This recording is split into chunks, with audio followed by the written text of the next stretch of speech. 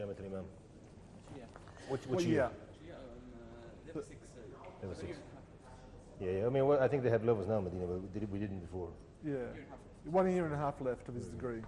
Yeah, alhamdulillah. You're going to send him back or you're going to keep him here? He can go wherever he wants to. He's a man. Yeah, I think he It wants to hasn't stay. been in 9 years. Yeah. In 9 years, he hasn't back to Australia yet.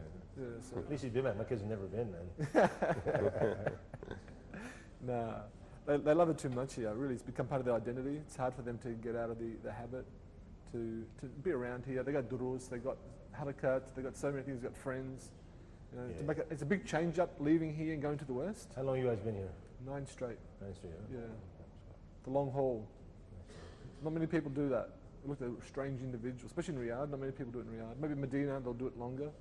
But Riyadh, not many people stay. So, alhamdulillah. Especially summertime, people go all the time. Oh, yeah. Tell me about it. Heat. Actually, the heat's not the bad thing. For me, it's the cooling. I hate the cooling. You know, the heat, I can deal with it. I can go out walk in midday sun, no problem. But that cooling, once it hits your head, you know, it just totally destroys you. But you're from the north. You love the cold up there. It's freezing.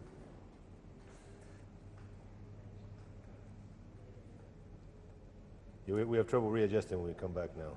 Oh, you would, yes, definitely. Temperature shift. We get sick a lot, huh? Most of the people? Yeah, it's possible. Yeah. That's true. Most people get sick. Yeah. What size is the group that's coming down from Ireland? I'm not sure this year how many, I don't know.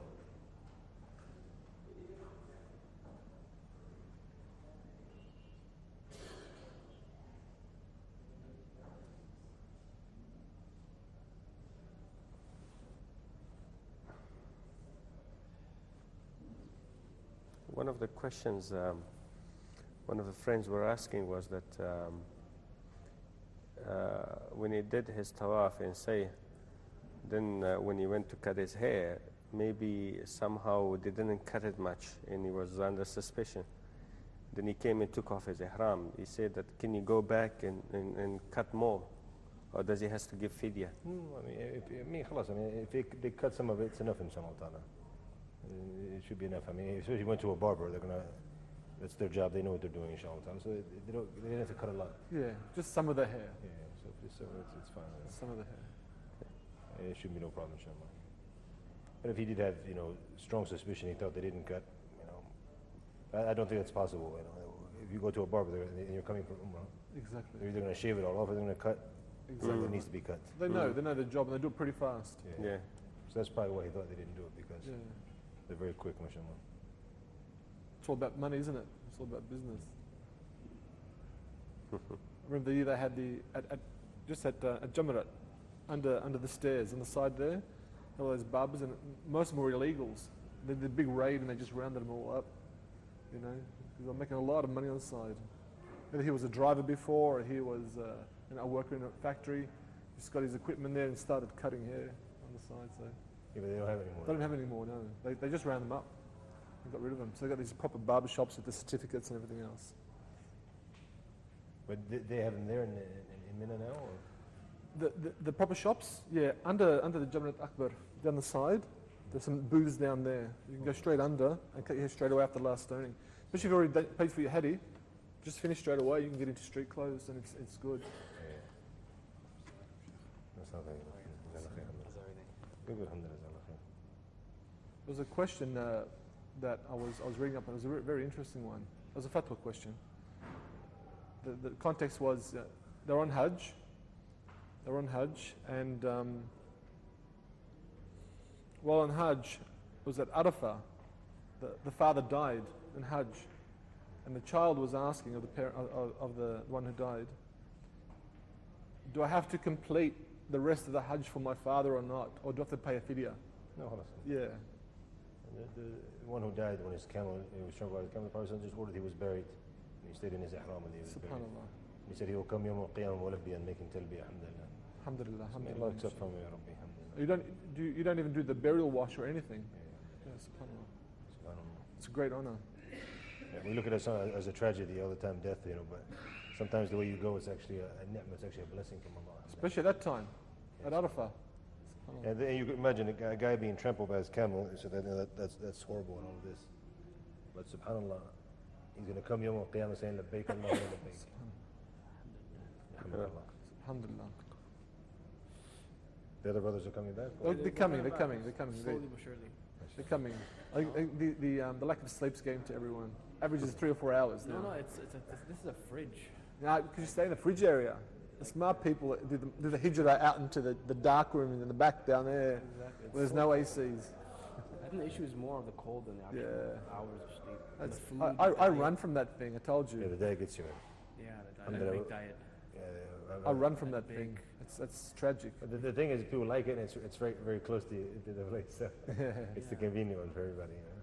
And you forget the talbiyah, you start saying al-big. Yeah, it's a problem. Yeah, It's So- al-big.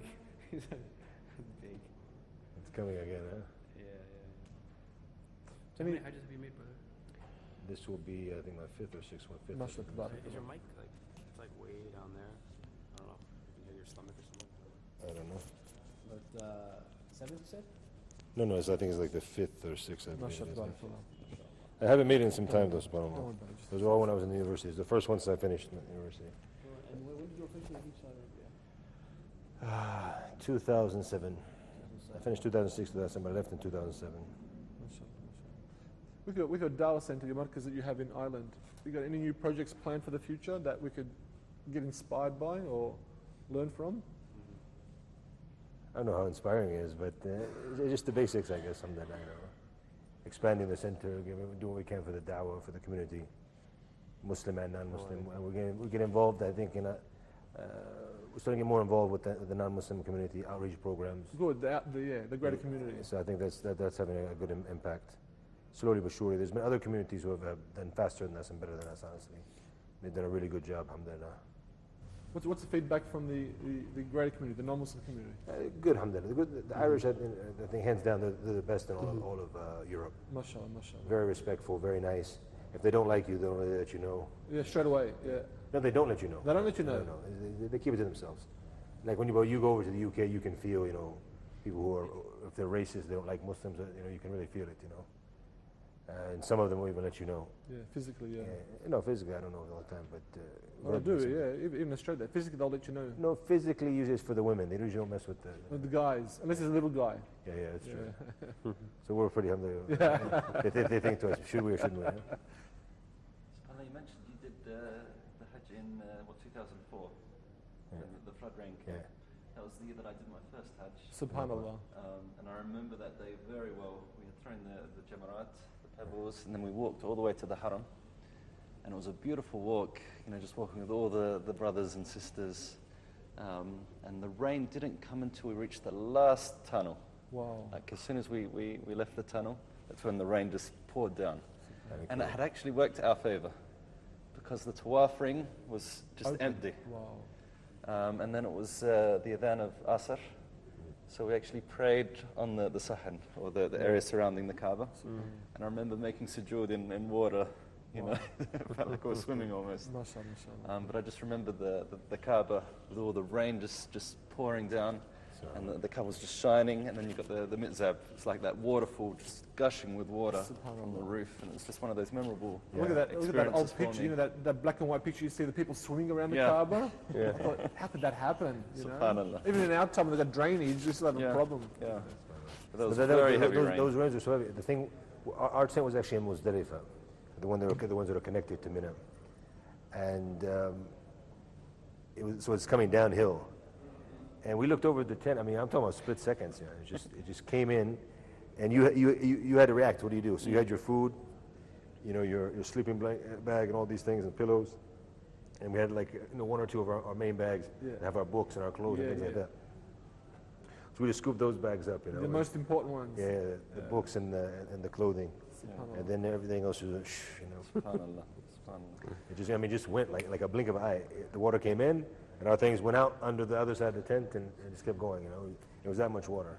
One thing I've noticed is, for that Hajj period, you'll get rains before and after. It's sort of like purification for Mecca and getting ready Especially after the to day of receive the sacrifice. guests. Especially after the day of sacrifice. Yeah, exactly. You generally have a rain beforehand. Subhanallah. Subhanallah. It reminds me how fast the Hajj of Allah can come. Oh yes. It's a good reminder, yeah. So, I mean, it didn't get, it got up to about here, the water, but it could have been much worse. It was a problem from, what do you call it?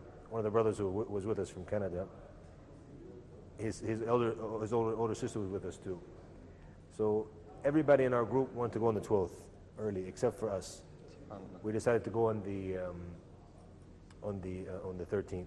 It was just like 4 brothers, and she was on the sister side by herself. There was nobody else in the tent with us. And she wanted to go early. She didn't want to stay.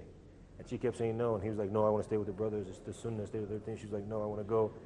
So in the end, he won the argument, and we stayed. They stayed with us. And then when the flood came, she was like, you know, Your fault. I told you so. you got to listen to your older sister, you know? Women have wisdom in a lot of manners. But it was difficult for her because obviously she has to walk through the water. It's not like us. It was easy for us to lift up. She has abaya and this. It was very difficult for her to walk through the water. But alhamdulillah, she made it okay. Alhamdulillah. You think in a hot continent like this, you're worried about rain and floods. SubhanAllah. Yes, Unpredictable. that's why, because when it happens heavy like that, you said it came down very strong. It was. And they're not used to this type of thing. Something important I want to point out about the fidya for not staying in Mina. You know that there's different types of people. First of all, the people who don't have a place, or the people who have an udhr. We didn't mention that. And because what happens now, some people don't have a place in Mina. And so what do you do? And the fatwa of the scholars is if you don't have a place in Mina, and you try to find it, you can't, then even if you stay in Aziziyah, it's permissible. So here, this person doesn't have to pay any type of penalty, the one who did like this. And because even now, some people still want to be like an old thing where they go and they stay on the streets, under the bridges, and this is forbidden. By law now, it's not allowed, and they're going to kick you out anyways. So, and it causes problems with the crowds. Exactly right. So it's better that what you take from this opinion, that if you can't find a place, you find somewhere in Aziziyah, and you stay there, inshallah. And you treat it as Mina. As Mina. Like it might be a park down the side here, next to Masajid. Something, yeah. And that'll count the same? A hotel, yeah. Because Hotel. that's where you didn't find a place. You could rent a room here, and you just like in your tent. You're in ibadah. You stay in ibadah. You stay in the same zone. You know, it's not like you're back in you turn on the TV because you're back in a hotel room. No, you have to make sure you're still in the doing your ibadah. And also the people who have an udhr, people who have an excuse for being sick or something like that, or don't have the ability, or people who are in the khidmah, the service of the Hujjaj. Yes. Because the Prophet ﷺ, he gave permission for those who, even like Al-Abbas, who needed to go to give people the water and whatever with the Zamzam. And that was what he always did. So he gave him permission. He stayed in Mecca. And also the ru'at of the ibil, they were the shepherds of the camels. They couldn't leave their camels alone. So they had to come out and stay with their camels. And they even came later and through and then left and came back. So this is permissible, but you have to have a valid excuse or you don't have a place. But the one who doesn't do it, and we talked about that, and the majority of the scholars say he has to pay one sacrifice for all the days he missed. Okay? But this year we're talking about people, and this is why I want to point out the issue of some who say it has to be 3. Yes. Why? Because, and this I've heard this some of the scholars say before, to a certain group of people. The majority of the scholars say it's only one. One is enough for all of the nights, right? But this is the person, for example, who comes and stays in a hotel in Mecca and doesn't come. But he's still in his Hajj thing, you know? Yeah. He's still here for Hajj. Okay. He's still doing anything. He's got no excuse. He's still coming to throw the Jamarat. This is the person who has to pay the fidya, and he'll pay for one for all of the nights. Yeah. But you have some people who come, and this is very rare, but it does happen sometimes. And some people, you don't know what's in their mind. They say, they learn all of what has to be done, the rukn, essential component, and what is wajib, and you can just pay for it, for the fidya, for the penalty, and then you're free. And we've heard it before. People have come and they've stayed for 2 days only. They come from the airport, straight to the airport for Arafah, and then they do a little bit to Muzdalifah, and they stay just for a little bit of time, or go through Muzdalifah, and some of them didn't even stay for Muzdalifah, and then they go do other things, the tawaf, and they throw, and they shave, or cut their hair, and they go back to the airport. Wow. And they say for the rest of the days we paid. So I heard the scholar saying one time, you pay every night for this one. So here it became like abath, you know? Yeah. Like they're playing with the Hajj, you know what I'm saying? What is this? I mean, it's something you have to do once in a lifetime. You have to do it right. And then Allah subhanahu wa ta'ala gave us 2 options. فَمَنْ تَعَجَّلَ فِي يَوْمَيْنِ فَلَا إِثْمَ عَلَيْهِ خلاص. And whoever is going to leave after 2 days, then it's enough and it's no problem. And whoever wants to stay for the 3, then he can stay for the 3. So you have the option. If you need to go a little bit early, you have either a 5-day Hajj or a 6-day Hajj. But then if you come and make it like, maybe even if you, or you could say even 4 days if you start on the day of Arafah for an excuse. But you're not supposed to leave, obviously, the day of Tarweeh unless you have, it's from the Sunnah, obviously. So here you're coming for Hajj, make it a proper Hajj. You know what I'm saying? That's what I always tell the groups as well. If you don't have to leave on the 12th, don't, because it's Sunnah to stay. It's better to stay. On top of that, you're still in ibadah. You're still in another day of worship. Yeah, exactly. You have the extra, especially people. Sometimes what I get surprised by is people come from long distances. They finish on the 12th and they go sit in the hotel. Let's stay one more day. Benefit from the time, right?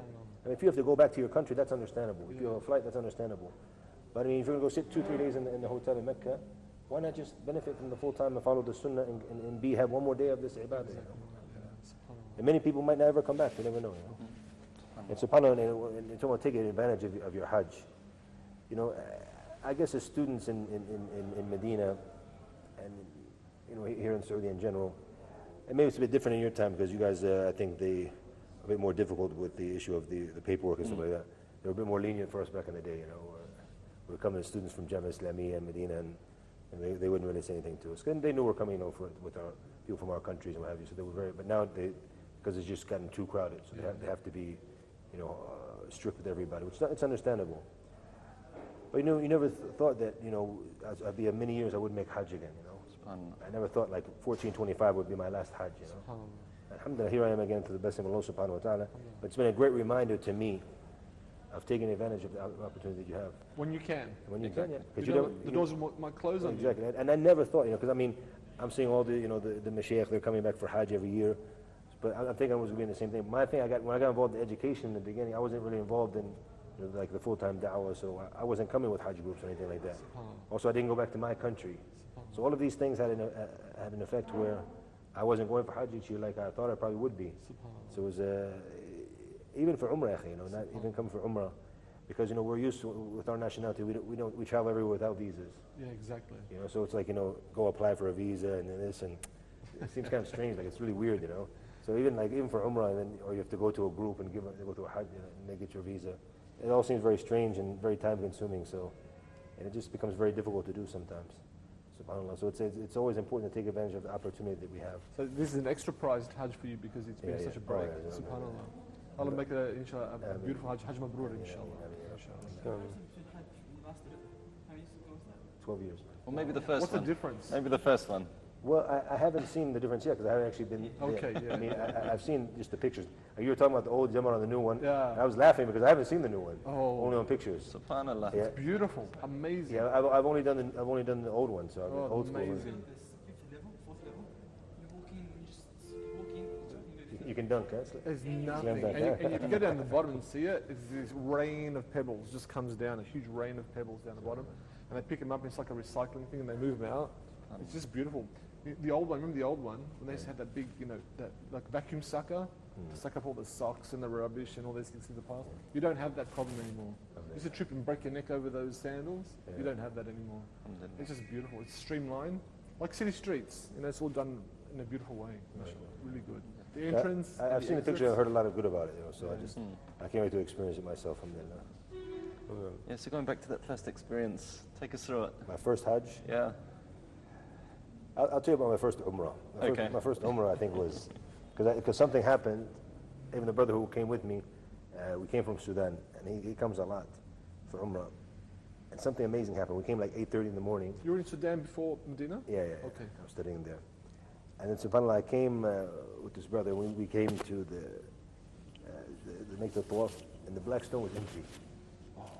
And he was like, you know, this never happens, you know. And so I went and stood in line, and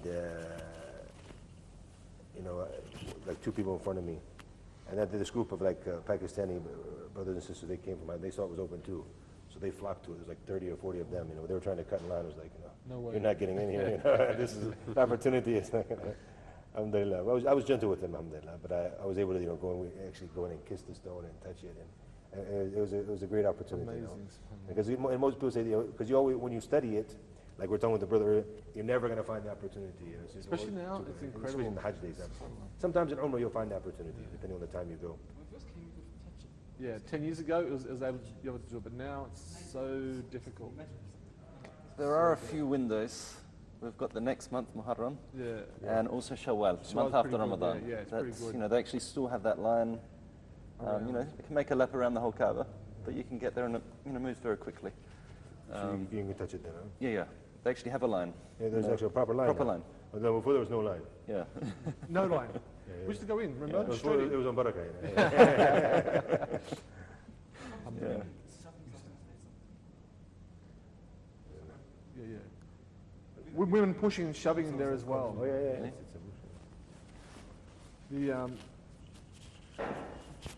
The continue on. You were talking about your first Umrah, your first Hajj? That was the first Umrah. The first Hajj, it was amazing because, you know, we were with several different scholars and students of knowledge. So it was very good, alhamdulillah. Very beneficial, and you know, it was on knowledge and not only knowledge. سلام كيف حالك؟ طيب خير بارك الله فيك السلام عليكم. My shift is up, inshallah. جزاكم الله خير. جزاك الله خير مبارك الله جزاكم الله خير يا اخوان، جزاكم الله جزاك خير. الله خير مبارك الله فيك. So we'll Nice to see see you you again. إن شاء الله حج مبرور إن شاء نشكر الله. الله ان شاء الله. بارك الله فيكم. السلام عليكم ورحمه وعليكم الله. السلام ورحمة الله وبركاته. جزاك الله خير. جزاك الله خير. Thank you very much for coming. You coming from down under or from where? Yes, I am. بارك الله فيك. Assalamu جزاك الله خير. السلام عليكم. Give me a chair of coffee or something. Assalamu alaikum wa rahmatullahi wa barakatuh. alaikum. Wa alaikum assalam. How are you guys today? Alhamdulillah khair. How's everything? Alhamdulillah. How's the weather? Khair. Beautiful. Alhamdulillah. AC. We don't know much about it. We're inside. Alhamdulillah. It's comparatively colder, what I've heard. Comparatively a lot colder. In here. Yeah, compared to last time. Yeah. Outside. Yeah. Everyone's Outside. saying it's cooler. Yeah, compared to most of the Hajj season, it's a lot colder. So, inshallah, today what we're going to be talking about are the group activities. We were working on a bunch of projects Okay. before I came here. Yes. Yes. And I was told that we divided into groups. Yes. And basically, these are projects that we're going to be working on. السلام عليكم. That is with da'wah, calling people to Allah subhanahu wa ta'ala. So I'd just like to quickly mention one thing, and that is that one famous sheikh of mine, Sheikh Adam Kawak of England, he mentions da'wah is 90% or 80%, the majority of it doesn't have anything to do with talking. No talking at all. No street da'wah, nothing. 80% of it. So what is he saying? Basically he's saying da'wah is more natural. Da'wah is your daily life.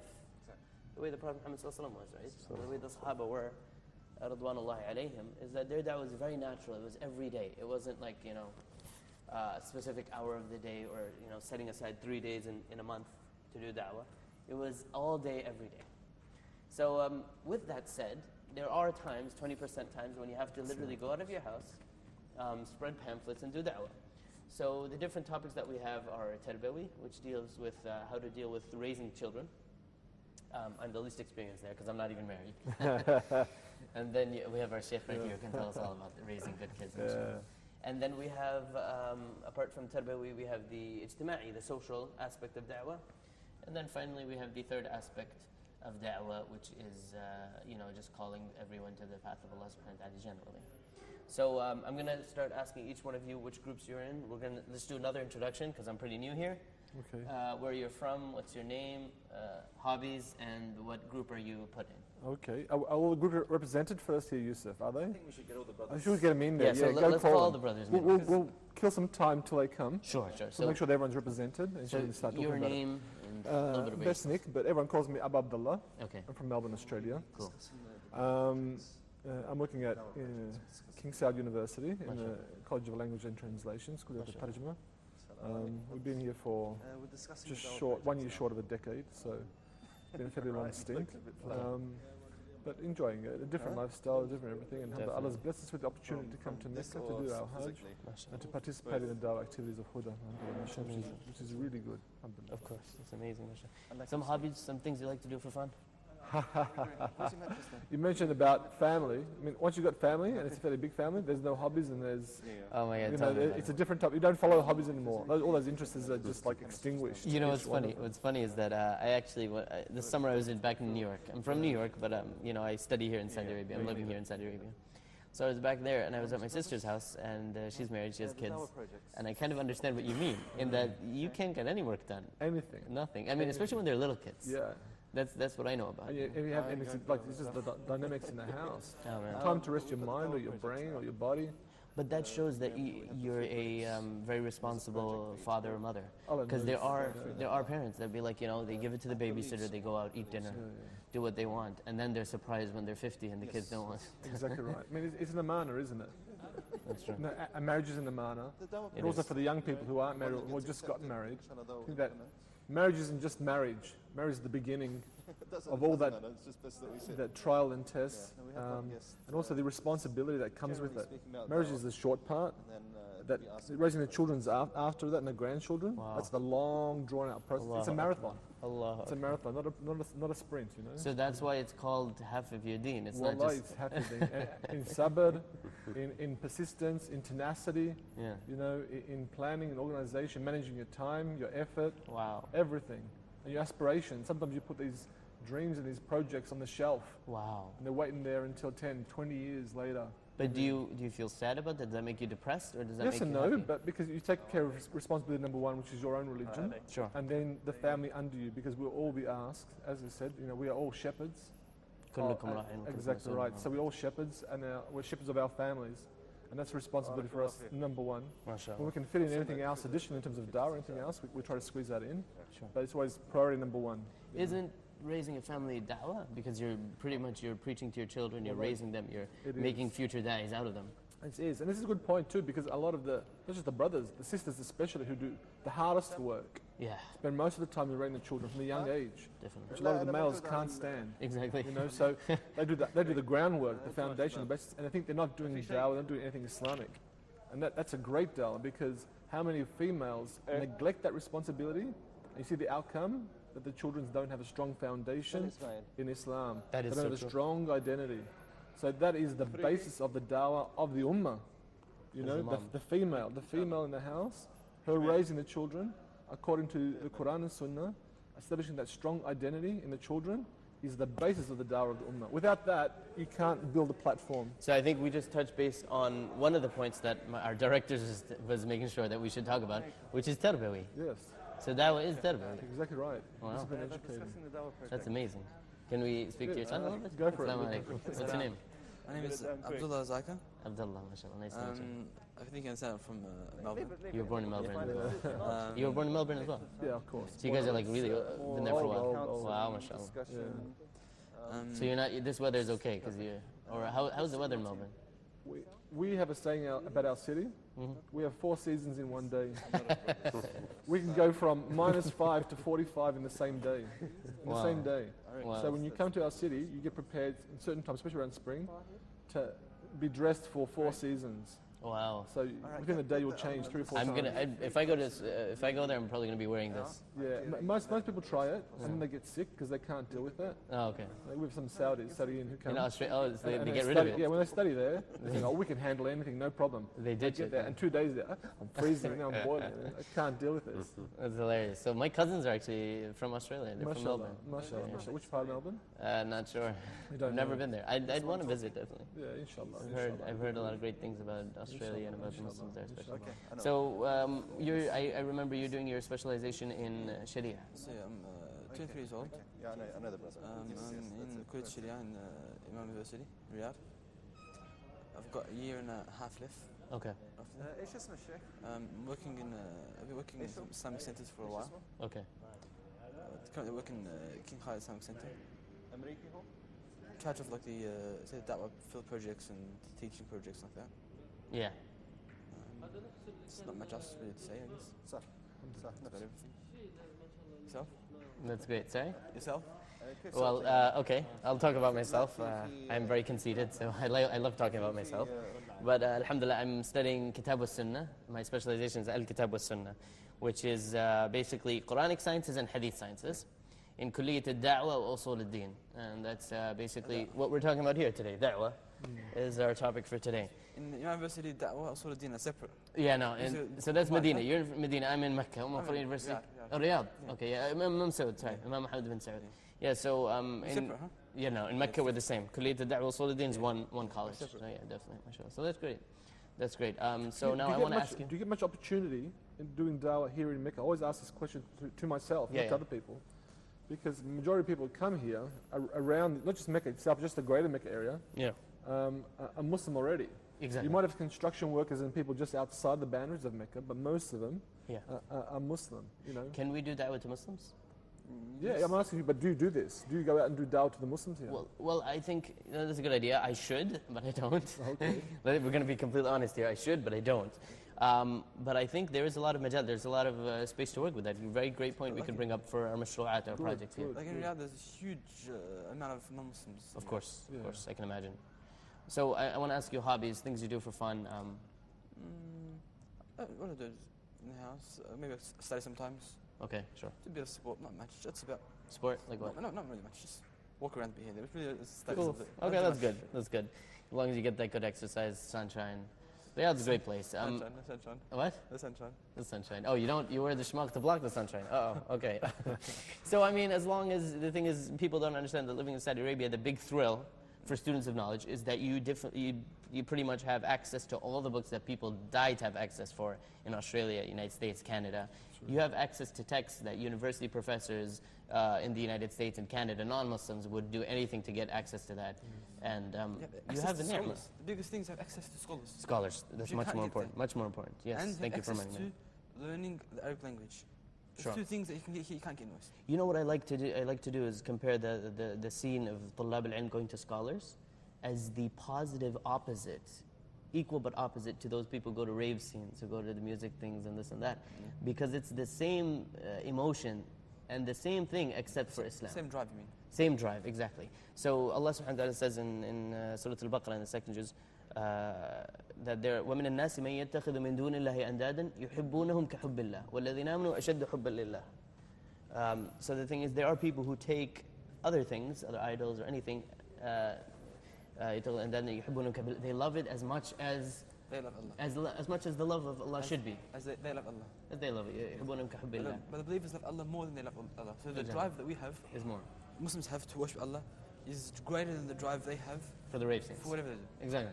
So yeah, but again, like when I went to different lectures, Sheikh Shinqiti, hafidhahullah, I went to his in Medina quite a few times. I got to see that spirit, that excitement, that love in their eyes. You know, their eyes are widened. So I guess when I ask for hobbies, that would be definitely your hobby. Yes. To attend those durus, to sit under the mashayikh and get that, you know, that drive, that excitement, that buzz in your head when you're sitting and writing notes, and he's telling things that you read the same book, but he's doing istikhraj. He's getting all this information out that you would never have been able to get. To be the best Muslim you can, I think, should be the hobby of every Muslim.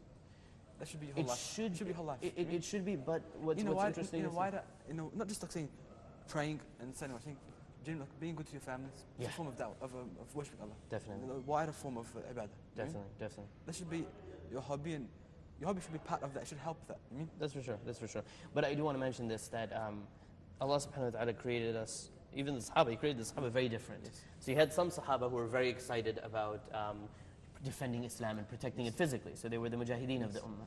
And then you had some scholars who were more the nerds, if for lack of a better term, the nerds of the ummah. I don't know if that's The academics. I don't think that's really academics. appropriate. Academics. The Yeah, I'm sorry. I'm academics, just being a little funny here. So I was told to be funny by the director. So, so you have Abdullah bin Abbas radiallahu anhu. You have Abdullah bin Umar radiallahu anhuma. You have these great Abu scholars. Hurairah, Yeah? That's what, yesterday we Sorry? mentioned. Abu Hurairah. Abu Hurairah radiallahu anhu. These are the scholars. Yesterday we mentioned here the same point, saying that from the mercy of Allah is that He made the Islam is so wide and so much different forms of ibadah. Exactly. Like for example, you mentioned like say someone's good at computer stuff, Yes. like videos. You make da'wah videos. You're good at, let's say, memorizing. You can memorize hadith. Mhm. You're good at understanding like fiqh. You can go into that field. Yeah. Whatever it is, as long as you're part of the ummah and help the ummah. So you this get is reward da'wah. for it. So da'wah means you find your specialization, stick to it, and excel in it. Yeah, so. And it should be a hobby so that you can It push should be yourself a in. hobby. It should be a hobby. It's hard But to force yourself to something you don't really like. You know? I do have to say, like, let's say for the brothers who are less practicing or less connected to the deen, maybe we could also tell them that this is their chance to get closer to the Yes. deen and use whatever they're really good at. Like, don't get rid of your talents. Like, if you're great, for Graphic example, design. programmer, designer, exactly. Yeah. Programmer, then instead of, making apps, there's another, this is a really good idea, by the way. Please don't steal it, guys. We're watching from home. I copyright, okay?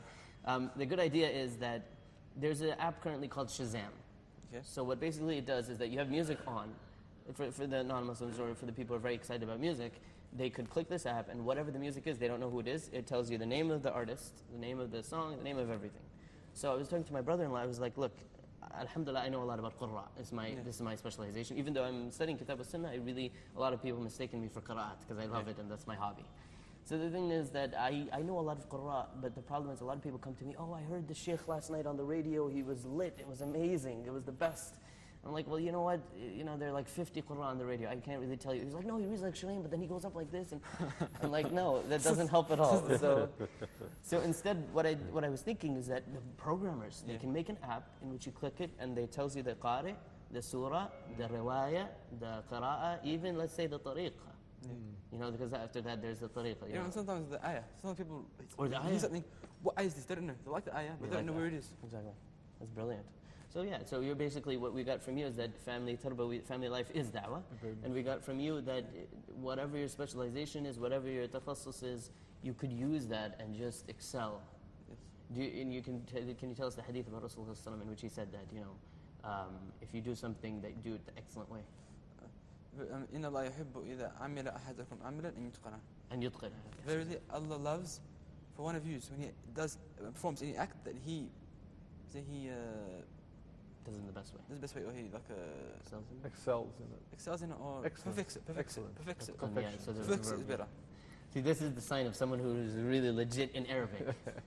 Arabic language is, just with the change of a harakah, you have a change of a rule in usul al-fiqh. It's incredible. That's amazing, man.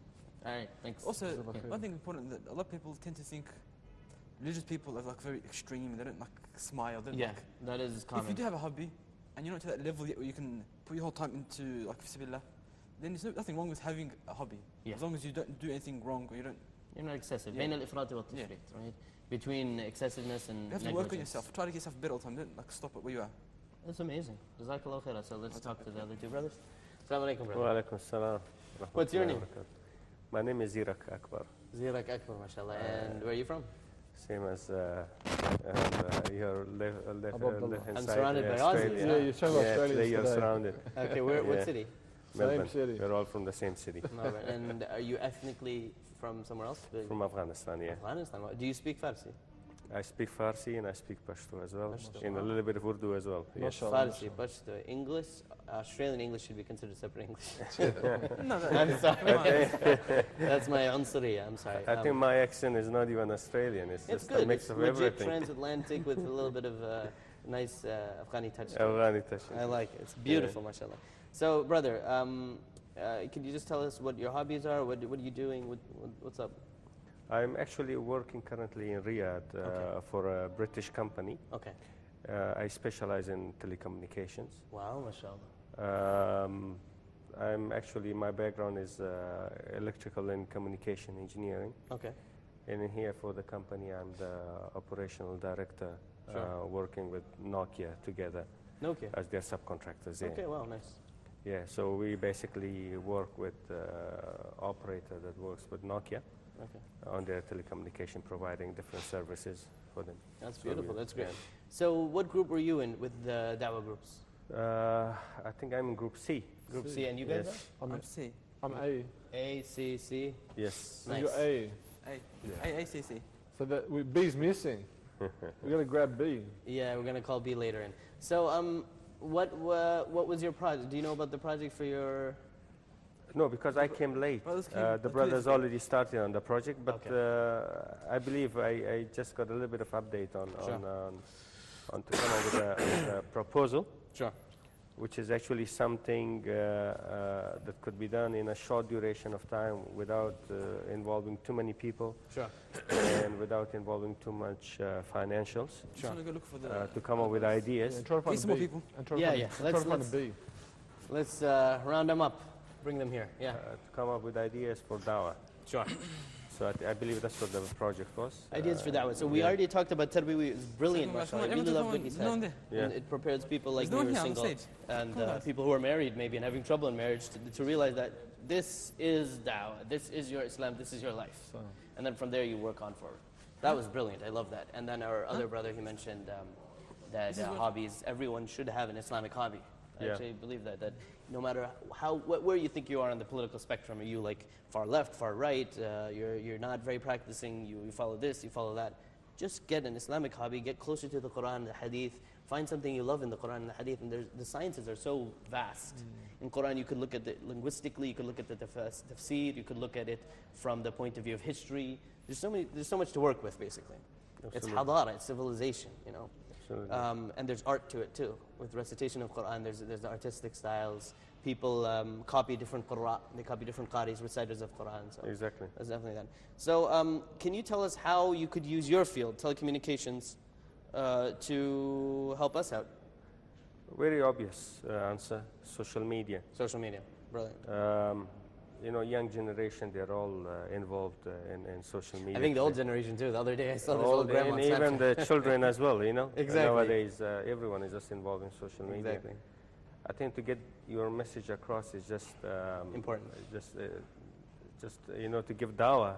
Okay, I want to bring up another topic which is seldom mentioned. It's rarely mentioned in our circles, and that is that, like, if you have Snapchat, let's say, or Facebook or something, does your social media, you know, does your account, does it have to, like, every second be talking about da'wah or this and that, or could you kind of just naturally show your own life and show it in a more natural way? So, like, you literally just, you know, take photos of your pizza, and then you mix it, and you also include Islam and da'wah in it, but you also show human side.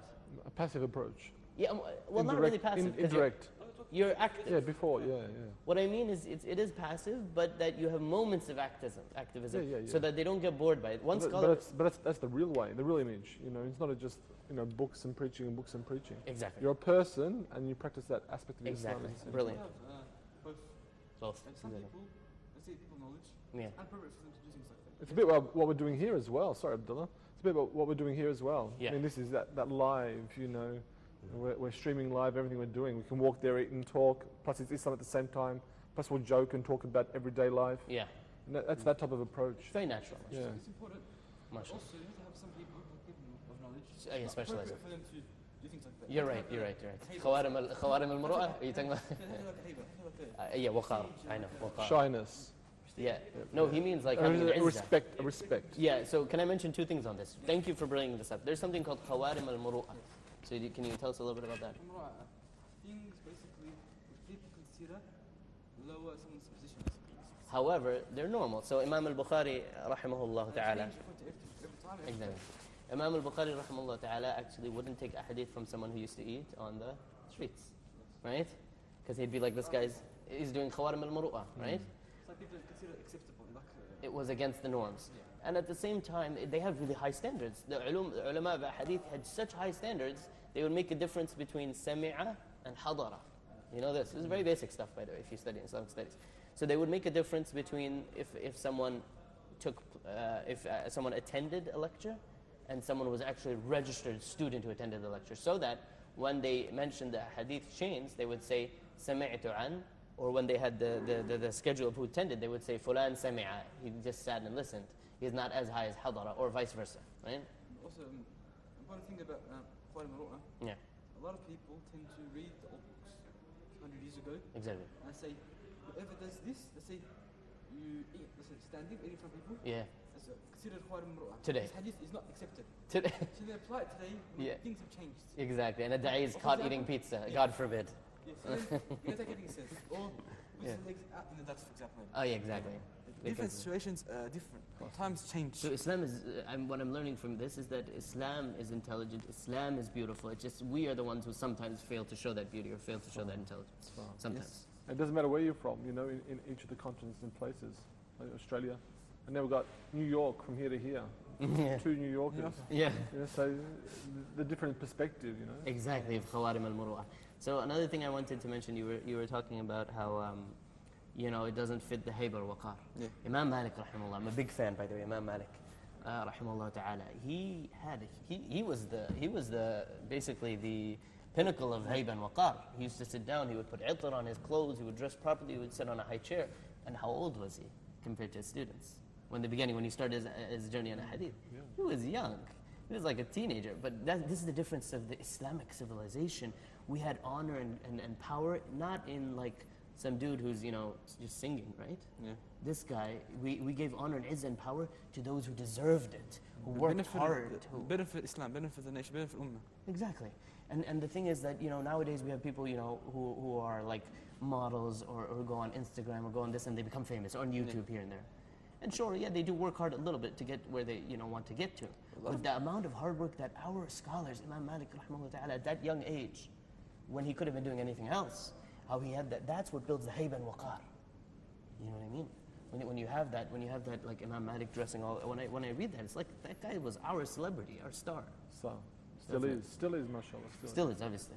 So, but I wish we lived in his time, then that would have been much more, or that we have people like him. Alhamdulillah, we do. Inshallah, it's not impossible that Hassan who memorizes hadith like him. Sure. It's not possible. People still have the abilities. Yeah, but it's not only memorizing the hadith, mashallah, jazakallahu khairah, but then he was also a faqih. So he was one of the muhaddith and faqih. Yes. So That's why I think you are very attached to him. Bienvenidos. Welcome. I think that's why you're attached to him, because you're in hadith.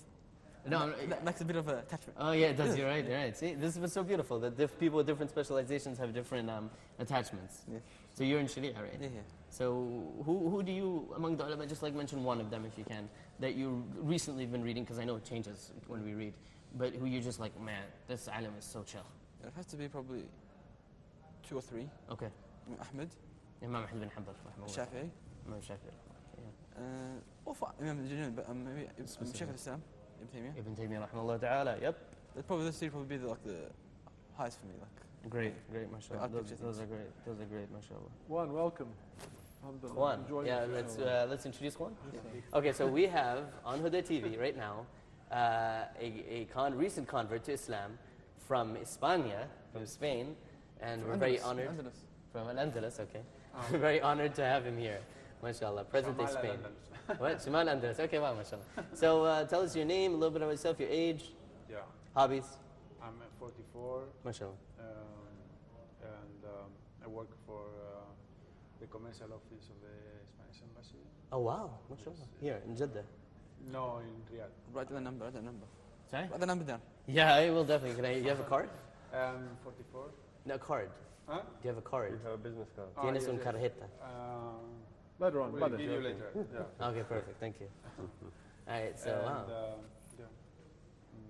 that's amazing. So I know everyone asks you, how did you convert? What's your story? I don't like being cliched. I'm sorry. I'm very cynical. I don't want to be cliched. But instead, I want to ask you this: what is the most beautiful aspect of Islam that is highlighted during Hajj? Because we're in Hajj right now. And by the way, inshallah, I will be wearing my ihram, and you too, right before Yom Arafah. And just to quickly touch base on the fiqh behind this is that it's okay. We're Ahl Makkah, right? I'm Ahl Makkah. You but- are. Yeah. It's sunnah to wear it from before Dhuhr. But the But rukn is. Me, I see is maybe 6, so it's not really good idea for me to wear Yeah. ihram now. Adhan. So, So, Islam after- takes care yeah. more of your health. This is one of the usul. Yeah. That your health comes priority to things that are not fara'id. And that, for example, will affect your dua tomorrow in Arafah. Exactly. So make dua for me and for Juan. Inshallah. Okay. Gracias. Continue. Yes, for me, spirituality you can see in the people and the direct connection. I experienced this in Umrah because I came for Umrah before. The direct connection between God and the human beings. You can get here. I don't think it's easy to find anywhere else. Beautiful. That's beautiful. So you were born and raised in Spain. You spent your whole life in Spain. Yeah, but I've been living here almost 14 years. 14? No, sorry, almost 13. Wow, mashallah. Dude, you got a whole decade on it, mashallah. Yes. 14 years. That's amazing, mashallah. So were you Muslim when you entered? No. So you No, became Muslim while living in Saudi Arabia? Yes. Wow, mashallah, that's amazing. It's amazing. It's really inspirational. And so, did you learn a little bit of Arabic or no? Yes, but I need to progress a lot. Actually, Sure. Yes. We all do. But With, there's always room for improvement. right. Have you found the words that are similar in Spanish and Arabic? Many words. Yeah, many words come from Arabic. Let's count them, because like, what do you have to lose? So, azúcar, sugar is one. Azúcar, aceite, Okay. uh, Zayt. almazara, And what? minarete, Wait, what's the other one? aceite, zayt, Zayt. Okay, the one after that, almaz. minaret, Yeah, minarets. Okay. yeah. Okay, cool. What else? Nice. So many words. Kamis, Yeah. I'm not sure, is Kamis from Arabic? Kamis is Arabic, yeah. It's also in Urdu, kamis. In Urdu. Shawar kamis. So you know Many that, right? words. Yeah. You know that. And Okay. also many in villages. Pashto. How do you say it in Pashto? Kamis? Oh, wow. Farsi? Many- And in English? And so many cities. No, there is a word. Shamiz. Isbilia. CH. Isbilia. I don't know how to pronounce it, guys. Gurnata. They're going to make fun of me later on. Okay. Yeah. Isbilia, Gurnata, so many. Amazing. Beautiful, beautiful. Asta. Asda. Hasta luego. Hasta mañana. Ah. Hasta is actually from Hatta. I didn't know that. Yeah, it is. From it is. Hatta? From Hatta. So you say, I will stay until... Hatta, you mean the village? No, Hatta means until. Until. Hatta, shad on the ta, Okay. alif maqsura. Hatta. Okay. So Hatta actually means until. So yo voy a viajar a Nueva York hasta 17 de noviembre, okay, for example. I'm killing Spanish right now. There are a bunch of viewers right now crying at home. Yeah. I heard that good. English has like around 200 words. Really from that are Arabic? Arabic. Wow. So Spanish will be more because it's Spanish There is are much so- more. There are so many. Yeah, because the So Muslims many. have basically ruled Spain for 800 years. 800 years. Yeah. And I really liked the Islamic rule in Spain because there were a lot of great scholars who came out during that time. Ibn Hazm rahimahullah ta'ala, who had his own madhab. And when we study Adyan in college, madhab. Zahiriya. well, Zahiriya, but he helped make Zahiriya. He basically was the Abu sheikh Dawood, of- I mean, like he was, what I meant by that madhab is unduthirat. Yeah. It's hidden now, it Yeah, doesn't it's exist. almost But like he that. was able to, keep it alive. Yeah, but what I mean is that Abu Dawood Abu made Dawud. them madhab. Yeah, he was the followed Muassas him. al-madhab, yeah. So his own madhab. It was, yeah, no, of course. Jazakallah khair, thanks. No, I knew that, but I was bad at explaining that. I'm a bit of a... I have to pick up mistakes. That's good. Found it, man. Found it. Okay, there you go. So anyway, what's so amazing about this Imam, Ibn Hazm rahimahullah ta'ala, if you study Al-Adyan, the topic of Adyan, you know what book you're going to read. Doesn't matter whether you're in Saudi Arabia or Pakistan or China. You're going to be reading Ibn Hazm rahimahullah ta'ala's book on Adyan. Al-Milal wal-Nihl, exactly that one. You're going to be doing that. Like this. What? Big book like This this. is pretty big, yeah. And another thing, if you want to ever do interfaith dialogues, you want to refute Christianity, you talk about the things that Islam disagrees with, and you want to have an intellectual debate, you know who you're going to go to? Ibn Hazm. That's that. And then you have other ulama of the Maliki madhab. Alaykum salam. Come in, welcome, sit down. Imams of the Maliki madhab, they were pretty awesome in Spain. They did a great job in Spain, and they worked really hard there.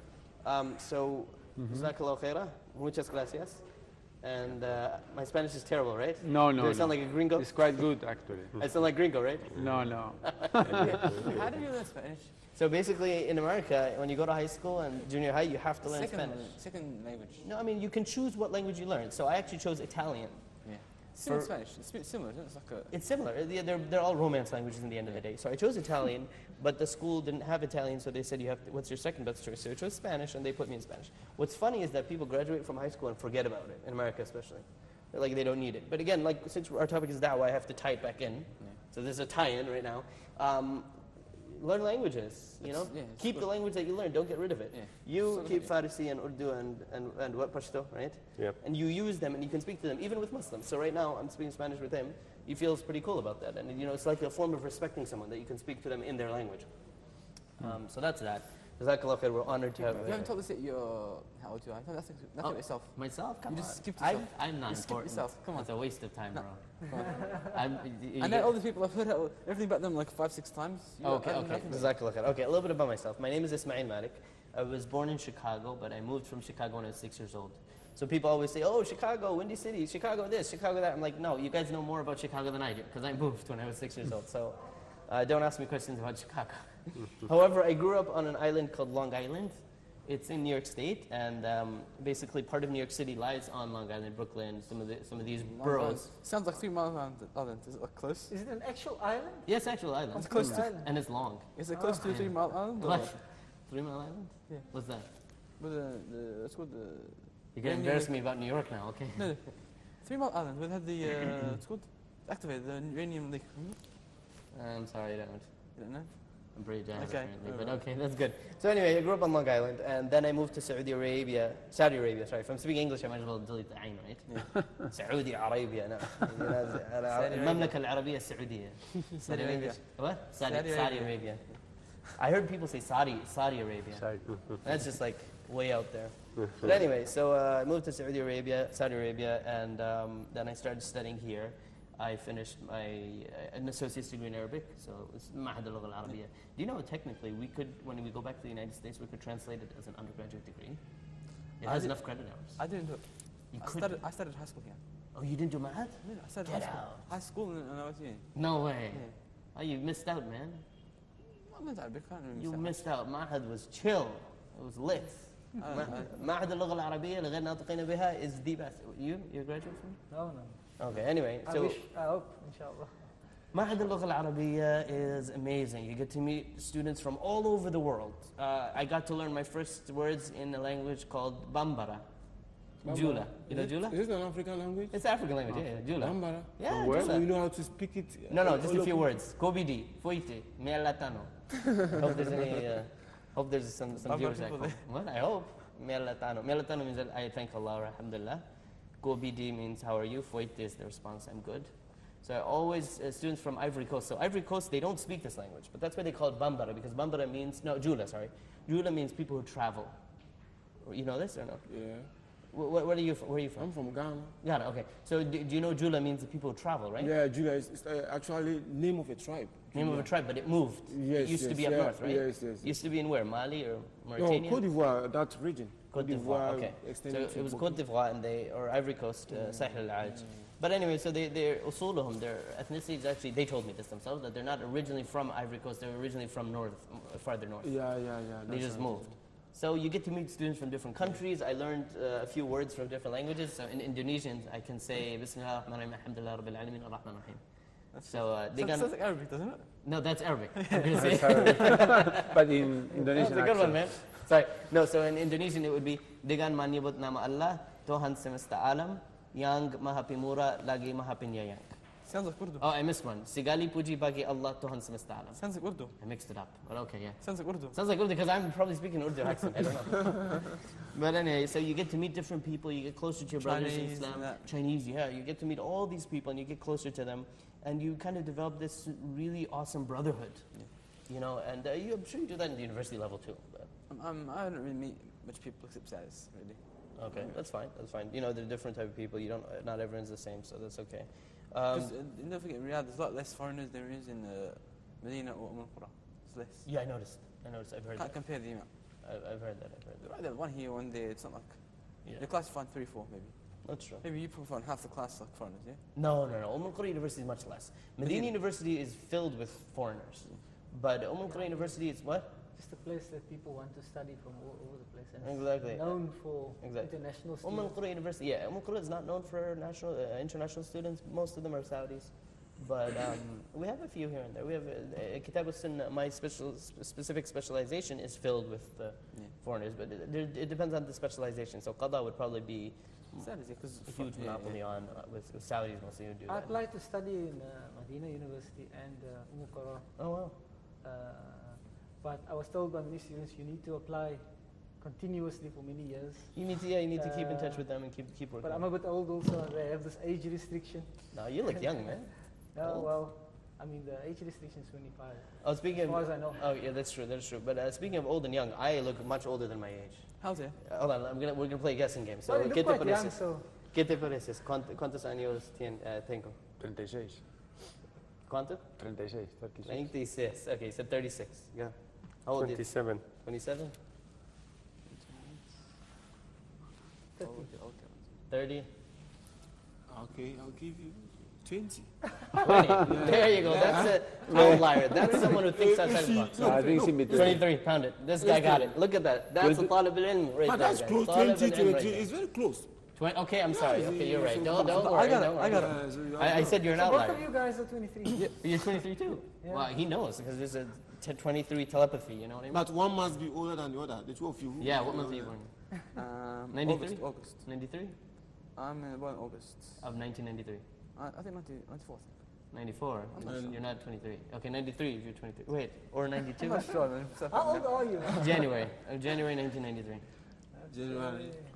Yep, January. January. So that means I'm you are turning- older than him. Most likely, unless I'm he's 24. If I'm mistaken. maybe. Wait, you said August? August, yeah, August. August. Then you're already 24. August passed. Something like that. Yeah. Something like that? Don't Okay. keep track So I don't know. of the Let me months. ask All you. right, it's fine. I Have usually you use married? That's why. Sorry? Have you married? Am I married? Are you trying to find rishtas for me? No. Yeah. We're My live sister TV. back No. at Ghana. I like to do it too. Oh, thank you so Yeah, much. very That's so beautiful sweet. woman. Jazakallah khairan. Jazakallah khairan. A lot of rishtas happening here. Thank you so But you much. just have to provide 20 cows. 20 cows? That's Oh my God. It's mucho. It's mucho. It's too much. 20 cows. Make sure you don't get it from India. That's the But don't get it from India. No, Oh, yeah, okay. That's good, man. We live here. Allah MashaAllah. bless you Amin. both with Jazakallah khair. Oh, you're not married yet? Okay, inshallah khair. Like We're his more fa- similar than you think we are. What? We're more similar than you think we are. Oh, no, I think we're very similar. We're both studying, we're both the level and We're the same clothes. same clothes, yeah. Nice mouth. I think I'm not wearing my glasses. You wear glasses? I don't wear them. Okay. I'm supposed to, but I don't wear them. Oh, same here. I do it. I ditch So the I glasses. don't know, brother. I mean, as a student, a university student, what are some of the challenges you face? You start, bro. It goes to the two of you because you are in the school. You start. Brother, تفضل. I'm guessing that first of all, when someone comes, the first challenge you face would be especially when someone comes from the West, it's the culture shock. Oh, definitely. Okay. Culture shock. I moved here when I was younger, so I didn't have that. How old? What? How old? 13. I was 14. Okay, bro. Nice. We're very similar. Told you. MashaAllah. Yeah. No, but when I first came here, after 2 years, But culture shock. You still have your Australian accent, mashallah. I got rid of my You still have your American. American accent. No, I got rid of it. No, it's still It's got. transatlantic now. It's Scottish. Okay, no, okay. Where's the Scottish brother? Come in. Okay, so yeah, mashallah, that's very The good. culture shock. I So the remember cultural shock. I spent right, 2 years here. I was like, I don't know what it was. Can I make an announcement I don't really know quickly? what For the this audience, guys? is. So we're gonna have, where's my camera? This one? This one? Or There's this one? one here, there's one Okay. here, there's one here, there's one here. Oh, this is awesome. Okay, so I'll just stare at this one. So inshallah, we're going to have social hour soon. I want you guys to be part of social hour. We are going to try to open a new account for Huda TV on Periscope and on Snapchat. What's They already Periscope? That's a good question. A lot of people our age don't have it. It's mostly people who are teenagers and younger. They have Periscope nowadays. live video kind of feed. Yes, it's a live video feed, and then you have people writing. So people don't, so you don't see anybody, but everybody sees you, and they write comments, and you can directly interact with them. Yeah. So people at home at Huda TV, you guys can write whatever you want, as long as it's not inappropriate. And if it's inappropriate, I'll block you. So don't worry, you can have your fun, you can have your adrenaline rush, you can have your 5 minutes of fame. But basically, we want you to write questions, write what your comments are. You know, write how you feel. How you feel you could help us in Huda TV, because we're always looking, and I'm saying us as if I'm pretty new here, guys. But anyway, you can always help Huda TV by sending in your comments, right? Whatever you want. Feel free to be as open as you want, and to insult my lame hosting abilities. No, you're doing a I was wonderful just going job. to say you're about to be fired, eh? I am going to be fired, I know. I get fired from jobs very quickly, mashallah, so because of my edginess. So, jazakumullah khairah. So make sure to tune in on social hour. Would be maybe in 7 minutes or maybe 30 minutes, depends on when my friend's going to show up. Sheikh Abdul Razak al-Mubarak. But that's what's so cool about this. Like, we're all chill, we're calm. Yeah. You know, it's like just grab a cup of coffee and drink and join. It's more like you know, it's not Reality like TV. reality TV, exactly. Yes. Jazakallah khair. Did, So I want to ask questions to you too, yeah, but go ahead. I want to ask actually, Brother Abdullah, have you brothers discussed the project? No. Well, we're discussing it. If you have something prepared, please. That's what we started the show with. No, not yet. Not yet. Okay. Okay. But anyway, so quick questions about you guys. When you guys are ready to talk about the topic, project, we'll talk. We touched base. We basically said about the projects that there are some that are tarbawi, that deal with raising kids. That's what his father said, mashallah. Amazing speech. I mean, amazing comment you mentioned. How your number one job, if you're a married guy and have kids, take care of your family. Don't go out with friends and waste, 10 hours in the night, and not care about you. That's being irresponsible. And if you, as a single guy, are doing that, then you have to change if you want to get married. If you're hanging out with friends and you think that you're just going to get married and she's going to cook roti for you, right? Roti or whatever food you eat. What's that? Roti is the Urdu word for bread, right? Bread. Yeah. Roti, or that she's going to be doing all the work at home. No, I ain't going to be like that. You know what's Especially gonna- nowadays. What? Nowadays, girls aren't like this to be. Nowadays it's not. But no, I mean, both have to help out at home. Yeah. Rasulullah sallallahu alaihi wasallam, what is the hadith? It said yakhtim. Yes. Used to actually, the word yakhtim, what do you think about this word? Serve. Yeah, but it's such a, Yeah, but, I've Have made you- roti a few times. what? I say I've You made made roti roti? a few times. Good. myself. Kudos. I'll eat. But I think I forgot now. You know, as a single guy, what the best thing I've made? Cereal. Cereal. Yeah, I make amazing cereal. Perfect amount of milk. A lot of Cinnamon hardship Toast into Crunch. it. What? A lot of hardship into it. Yeah, Making a yeah, cereal. there is a lot. Yeah. Yeah, how does I get- It's the type of jihad. How does I get is like just get egg, crack it in the thing. What? Egg? Egg, crack it. The Is that it? cereal? No. Making eggs. Fried eggs? Yeah. No. Chicken patties. I thought being a student, that gives you the ability of cooking. You know, It have gives to you the learn, but ability to I'm- help KFC. It gives you the ability to help make. I don't. Now you need. Hey, now they have to pay us because we technically just did good Yeah. advertising for them. Right? What 1%? Huh? They have to pay us. KFC in Arabia, please give us some shares. Okay. Maybe of the world. This is not. Of the no, but we're not going to encourage people to eat haram stuff, man. So KFC of Arabia and probably England because there's so many Muslims in England. It's like they took over. Even in Australia, they have all these halal You have halal KFCs, KFCs. McDonald's. South Africa, we have mostly, South Africa, yeah. Let's in- talk about you in now. Cape Town, we have mostly halal KFC. Sure. Actually, many restaurants are halal. It's one of the things about Cape Town that Muslim travelers Love. find easy. Okay. So now that you're mentioning South Africa, I actually wanted you to introduce yourself, your name, your age, and your hobbies. Hobbies. And where you're from. Where were you born and raised? I was born in Cape Town. And raised in Cape I Town. was raised in Cape Town. And are you ethnically from where? Like, because I know people from South Africa are originally from elsewhere. My father, grandfather, both South African. Okay. My great Pulled out grandfather on on us. my father's side. Yeah. Right. Irish. Look Oh down. wow. Nice. But he married a local a woman from South Africa, and These guys are right. He's so like our knocked family's out. quite mixed. Okay, cool. Also on my mother's side is European Okay. and African. There's You don't have mixture. Indian Pakistani anymore. No. No, not that I know. I haven't heard of any. But I think the mix kind of gives me some of those features. So people think that I'm. Some No, no, people no. think I'm Pakistani. Some people. You know, think I'm mashallah, what I've Sorry? noticed is that, yeah. We're Go ahead. leaving after No, no, future. Okay, sorry. One thing I've noticed is that Yeah. interracial Yeah. marriages, or like marriages, sorry, between people of different We'll shift to races, produce, mashallah, very beautiful children, like that have beautiful features. And one aspect that I was thinking about, how does that connect to Islam, is that, subhanAllah, when you marry someone of such a different culture, mashallah, you have to make a lot of sacrifices to adjust with her or him, right? Yeah. If you're a lady with him, or if you're a man with her. You have to make a lot of sacrifices. And because of that, because if you're adjusting with cultures that are so different, maybe quite frankly incompatible. I know Islam unites us all, but even then there are differences in culture that might annoy us, right? It produces very beautiful children. MashaAllah. Because you go through that sabr, you go through that. And also like scientifically, the better the mix, the cooler. Variety. I mean, if everyone looked the same within 10 types or 5 types, Yeah. you get pretty bored with looking at each other. Yeah, I get pretty bored of looking at each other. I mean, even sometimes when you look at people from the same nationality, and you can clearly see they are such and such a nationality, ethnically, yeah. but ethnically, but the variety can still interest you. It's like the United States, basically, 200 years ago or 300 years ago. A lot of the people that are here today weren't here. Their ancestors were elsewhere, England or Russia or Pakistan, India, China. And so they came, they mixed, and that's the beauty. That's kind of the beauty of Islam, though. Islam did that very brilliantly, where you had Sahabas who married outside of their qabila for the first time. Because back then, they didn't want to marry outside of their own things, and they had their restrictions. But Islam broke those restrictions, said, guys, you know what? Get married, have fun. Marry people of different cultures, marry people, or if you want, marry them in the same culture, same tribe, no biggie.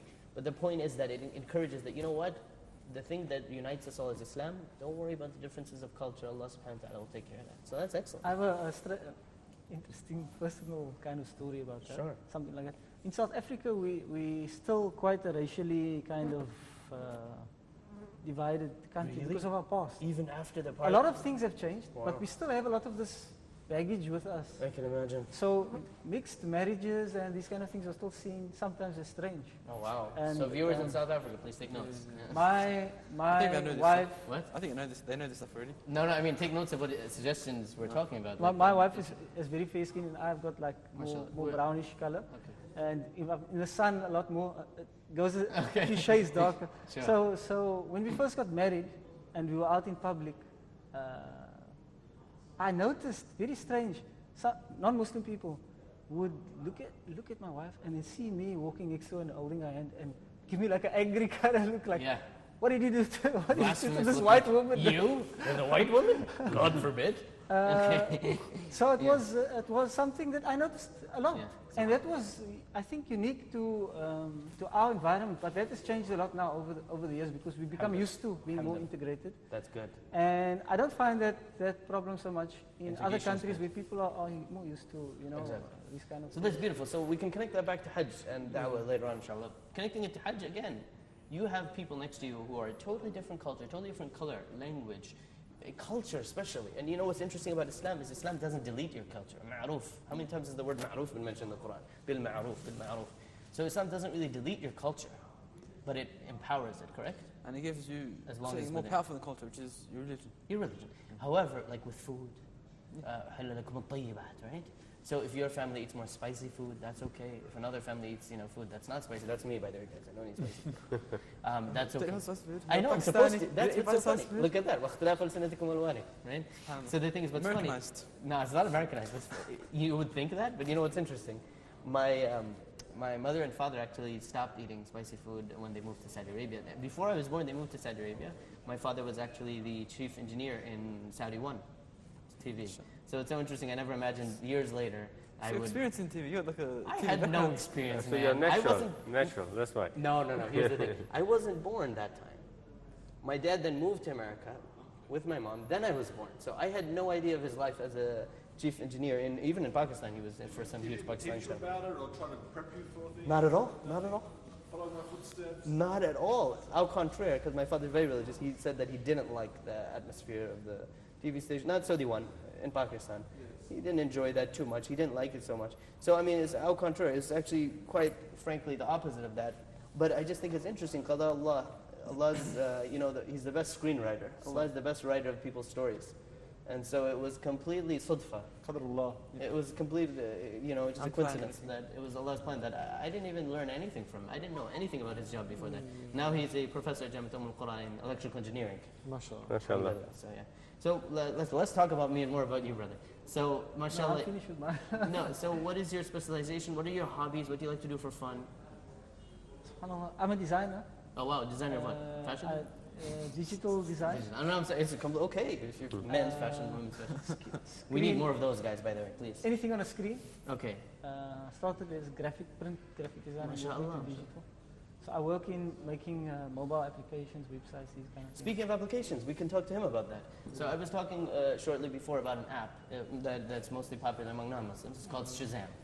So you basically go up to any music that's going on. You don't know who the artist is. You don't know the song. You don't know what remix it is, whatever. You click it, and it tells you the name. It tells you all the details. Within 5-6 seconds, it listens to the microphone, listens, and then connects it to that. I don't know what the You algorithm is. record the sound with your phone. Yeah, you basically have your phone. You're in the restaurant. Or you're at fast food, and you like the pop song. You click this. You hold it down. It records it, and then it sends it right away.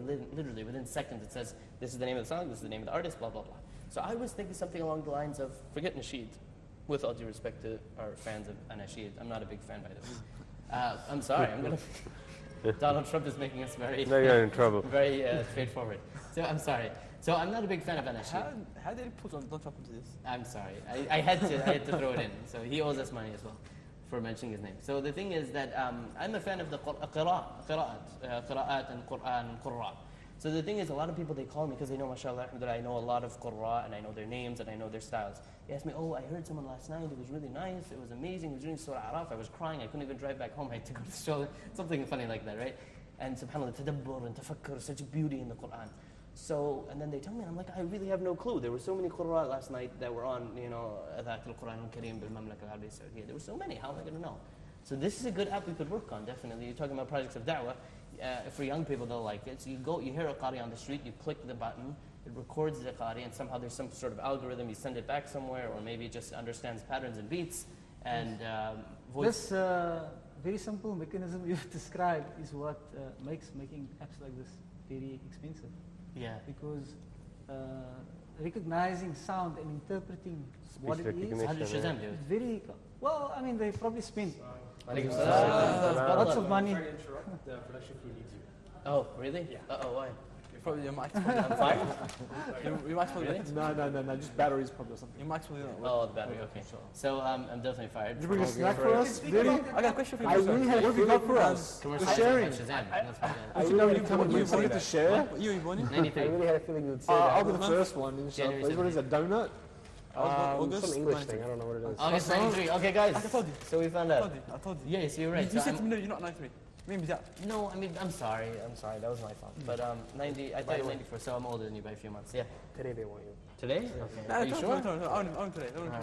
Okay, so I think he's after your job. and we have to ask him a It's question. all good. He's tricking you. He's after your Sharing job. with us. Yeah, mashallah. he's Well done. Jazakallah khairan.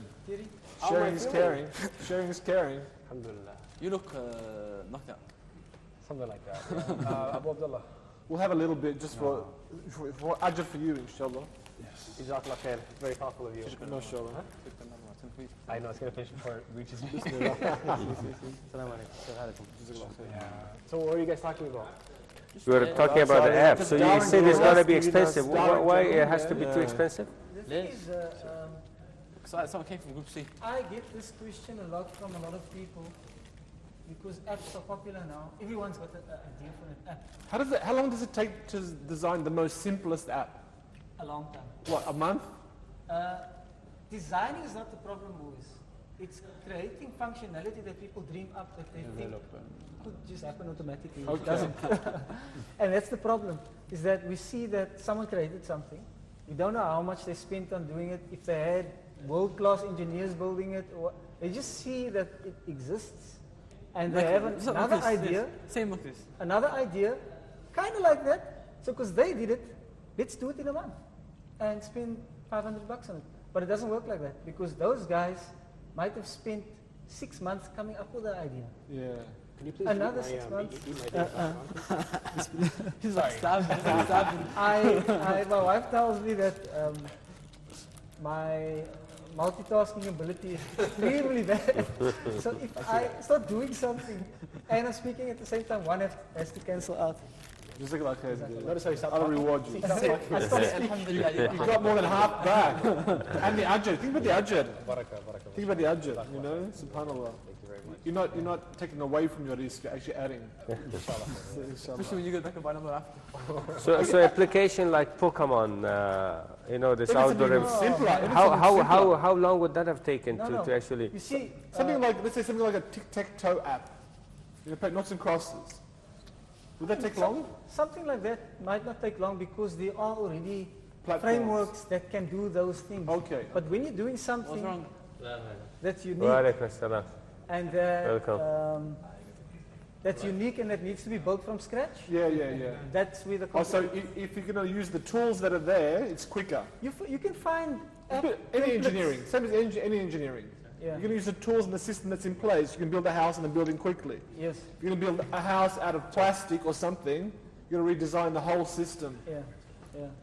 So it's a tic-tac-toe tap. And some things, some functional things that people think function in a very simple way. To get to the level of simplicity that it reaches to you in your hands takes a long time. Trial and error. Testing with users and doing all kinds of things. Testing technology, testing colors and different styles and things. Until it reaches you and you say, hey, this is so simple. Yeah. But actually in design, the simpler the design, minimalist design, sometimes takes longer than the most complex. Okay, let's say something small, said that tic-tac-toe, noughts and crosses. Can be done. Okay, noughts and crosses, Noor. A little app, noughts and crosses. I'm sure you can find a template Yeah. for a mobile game of notes and crosses online that you can change the notes and the crosses to something And the else. colors or something else. Yeah. And you can do it yourself. Sure. Okay. If you had an idea that's original, could you do it yourself or you couldn't? You could do it yourself depending on how it wants to function. If it was something content related, there are many content app or website templates that you can just plug in your own content. But if it has to take the content and search it in a special way, Yeah. or feed it to you according to your own preferences, or Yes. something more than just presenting Yeah. bits of information, then that's where the complexity comes in. And if you wanted to do this like that, and you must do it in a custom way, that's where you will need someone with a skill to now modify that thing. The question is, because a lot of people now, I think with the multimedia, people are doing things themselves, their own web pages, their own, videos and programs and things. They might think that, oh, I've got an app idea, I'll make my own app. Is that possible for just any ordinary person who's got some computer knowledge to make their own app? You see, the thing is, it comes down to your idea. Sometimes ideas are based on high levels of interactivity of the product. Yes. It does this and that, and when you click, it does this. Or the quality of the actual contents are not complex, but very interesting. Whether it's videos or text or simple. I have Maktab Shamil at home. Oh, I love it. It's very beneficial, but very simple. It is. This is the books of knowledge. It's like a library of encyclopedia. E-books. Yes. No, but You click on a book, for read more. the book, search the book. That's all you do. Yes. Simple, but yet beneficial. Actually, a friend who I was a business partner with. For back in mobile, South Africa, Yeah. we were discussing creating an Islamic knowledge platform that allows you to search various texts online, including Quran, Hadith, and other texts, to be able to make lists of ayat Indexing, and, basically. And the Yes. proofs, yeah. so that you can collect them in themes according to research. You know what would be a nice idea? I just thought of it right now. And if someone's watching, they can take it and go ahead, run with it, just give me some money after. But anyways, Hajj, like a virtual kind of app. So what's it to study? Where, but no, let me hear me out, let me finish. And basically, it syncs with your time, and it says, for example, day 8, You're here now. 11:50, get ready, you're going to Minasu. And this is what you have to do, and this is what you shouldn't do. Exactly, and then once you get there, it knows you got there, and it says, make this dua, then this dua, then this dua. GPS. We worked on 2 apps like that in the last few months in the organization I work with. Oh, good, mashallah, good. Are they out? Are they out? They're both Arabic apps, though. That's fine. Are they Arabic out? language apps. The one is a virtual reality app that uses Google Cardboard, and we're busy converting this into other VR formats. So basically, you go inside the VR device with your mobile inserted inside it, and the first scene is you're standing inside of the haram. And you have a 360 video of the tawaf going around you. So it's like you can look around and see the people walking around. So it's a 360 video. And you have some buttons. You can go to Arafah and go on a map and different points inside the video. You can jump to another place. So It's, it's out? The app is out? The app's out. Yeah. So you wanna it's called plug it? Manasik VR. Okay, plug it. Go ahead. Yeah. Manasik Very VR. very interesting technology. The technology is still rough. It's not like There's bugs. it's starting now. So some of the devices are low quality. Some of the cameras that take these videos, maybe not the best quality. Sure. The size of the files are very big. so That's they're still fine. busy working on it. Well, it's a But good this was a very good experience for me working with this start somewhere. to think of new ways of presenting some Islamic history and these kind of things. That's brilliant. In a VR format. Very, very powerful and new. There's so much research. Yeah. Because the thing is, the reality is we are bombarded with interactive media experiences coming at us from all sides. Games, mobile apps that remind you of things that are very well designed, very well written, videos, all kinds of things. And we now want our Islam to be presented to us at this level. Sure. When we see this game, this movie, this other, whatever it might be, and then we see an Islamic app or documentary, and it's not at the same quality level, we're like, oh, they didn't do it like that, and they didn't do this, and didn't. And we need to take that into account because people are now becoming sensitive to fine details of how you present. Yeah. Curriculum books. What books? Curriculum books. Curriculum. A lot of Islamic curriculum books Oh, are thank very you. boring. Very boring, yeah. And the non-Islamic books are very interesting. That's true. Yeah. Which makes Yeah. push people away from learning Islam. Especially for kids. Yes. Especially- Kids need to be engaged, stimulated, That's true. I agree. interested in a creative way, inspire their imaginations. Okay, so to connect this back to our topic, we talked about tarbawi, raising children. We spoke about how everyone should have an Islamic hobby, and we also spoke how telecommunications, social media should play an important role in our da'wah. So the next thing we can kind of mention is curriculum. Books need to be more adjusted. So this, I guess, you could come to ijtima'i and tarbawi. in which basically you need to make curriculums, you need to make books that are on par with, like you said, the books that are not necessarily Islamic, or that are not, the dunyawi, that deal with normal life. For those people at home confused why I had to go, my directors were saying I was moving too much. So I was too excited, my first time on live television, so a lot of movements, and they also said my face was hidden, so I was like, that's good. They're like, no, you have to show yourself, so we're not like going to be hidden in caves and stuff. So. No, you remember it naturally. That's because they have to switch. Every time you look another direction, they have to switch to another camera. So they should. Why not? You said I was fired. I'm saying a lot of things that could possibly get me fired. So. Anyway, so yeah. I want to speak with you, brother. Okay. Keep them busy, exactly. This camera, this one as well. Yeah, it's cool. I agree with you. No, they want to be relaxed. Sorry, go ahead. Okay. Yeah, so, brother, your name? Okay. My name is Donatus. Sorry? Donatus Donatus. Ismail Dampi. It's your what? Donatus Ismail Dampi. Okay. That is my name. Okay. My name is Donatus. Yeah, Donatus El Dampi. from Ghana. MashaAllah. And you speak Fi?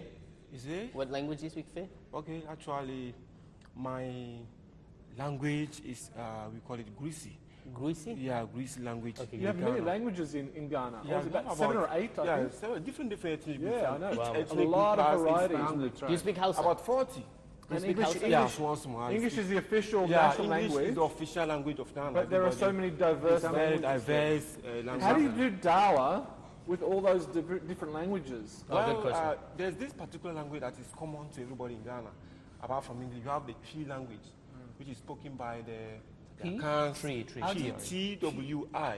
Twi. It is widely spoken in Ghana, and everybody understands it. It's like the second The major second language. official, very good. Okay. Though That's it's your not actual communication language with Ve- all the tribes and the very people. good, very good. Every tribe understands that particular. And is that language only specific to Ghana or the neighboring countries? Well, it's extend to the borders of As Ghana, well. Of what country? like Nigeria. if you enter into this Togo. Togo. Yeah, Okay. Togo, like some parts of Ivory Côte d'Ivoire. Coast. Côte Côte d'Ivoire, d'Ivoire. very Côte good, d'Ivoire is yeah. Ivory Coast. Yeah. So this language is spoken It's within the region of education Ghana. aid, isn't it? Yeah, and then You don't have borders. Arabic is Sahel al-Hajj. Yes, yes. So it's like, They translated ivory and then coast. yeah, Sahel al-Hajj, exactly. And So, brother, I come from, I'm the second born of my father. MashaAllah. Basically, we are 3 boys, and I am the second born. You're a middle kid. Yes. Do you get ignored a lot? Is it? Do you get ignored a lot?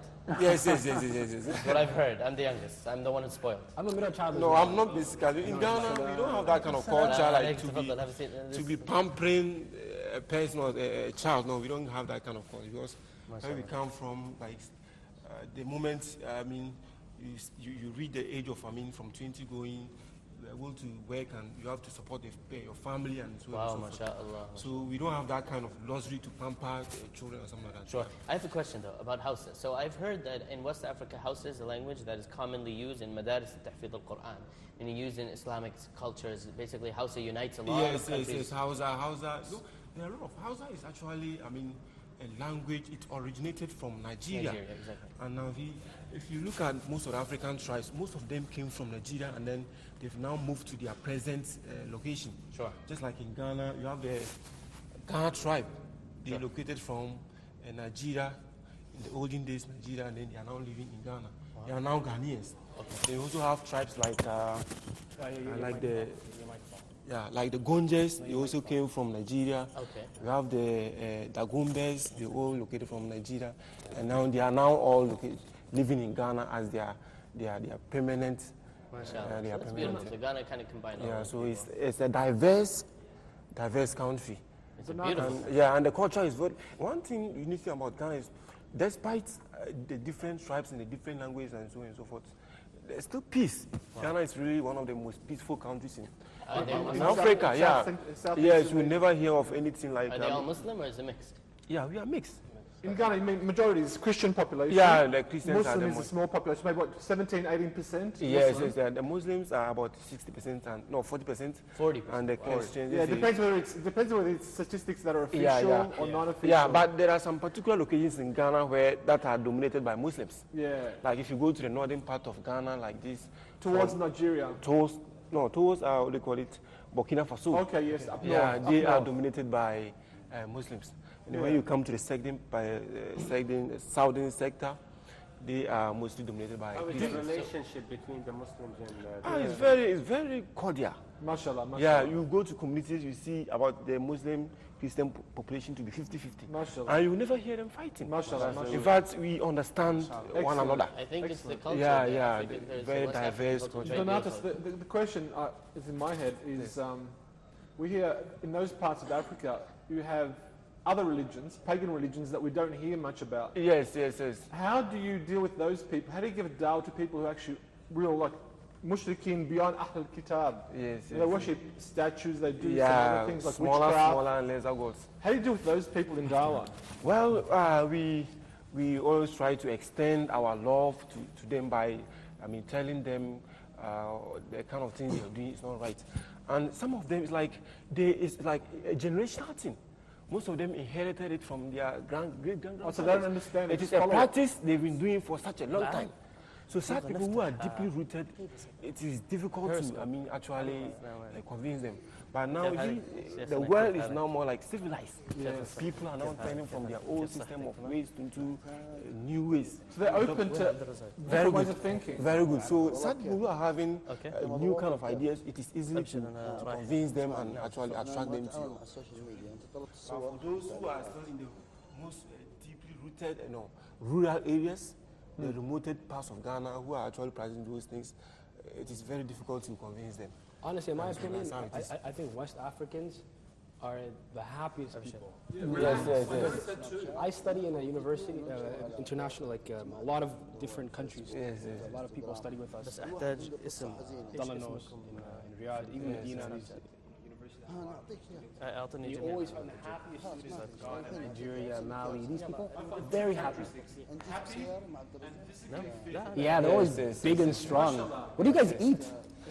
We eat a lot, but when I came here, anytime we used to eat, I just look at the food. This is not the usual food we eat in Ghana. What do you guys eat? In Ghana, it's like here you have variety of different foods. Fruits and vegetables. Yeah, different. That's why you're healthy. Different types. Not cups and rice Yes, every day. but in fact, in Ghana, they just prepare a bowl of food or حساب جديد على بيرس. mutio or abetie with soup. Yeah, so That's all. do you guys have a lot of meat or no? Do you guys have a lot of meat? السلام عليكم. Do you guys have a lot of meat? عندكم رقمه؟ Actually, it will depend on your location. If you live in the cities, meat is very, very expensive. أنا ما زلت على. But if you are The in a average rural- family, do they have meat every single day? أتمنى. Well, yeah, averagely we have meat, but you will not satisfy the meat. But actually, it will be small for everybody to get.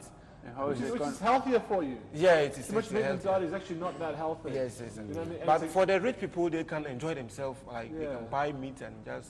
Juan has a question. Yeah, excuse me. How is the economy for general people? The economy. I mean, the economy, how is it going? Well, the economy. How would I explain the economy? It's like Last years.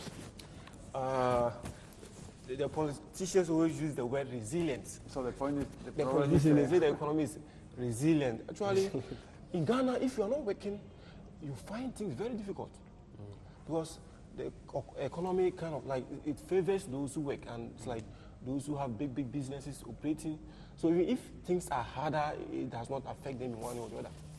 But if you're a person like if you can be working, and if your income is very low, sometimes it will be difficult to. How do I put this up? Because it's like the rate of what do you call it? The price of things. What do you call it? Cost of living. The cost of living. Yeah, sometimes it changes and it goes higher. So if you are a person who always take a low salary, you find things very difficult. Yeah, so that's how it is. Mashallah, mashallah.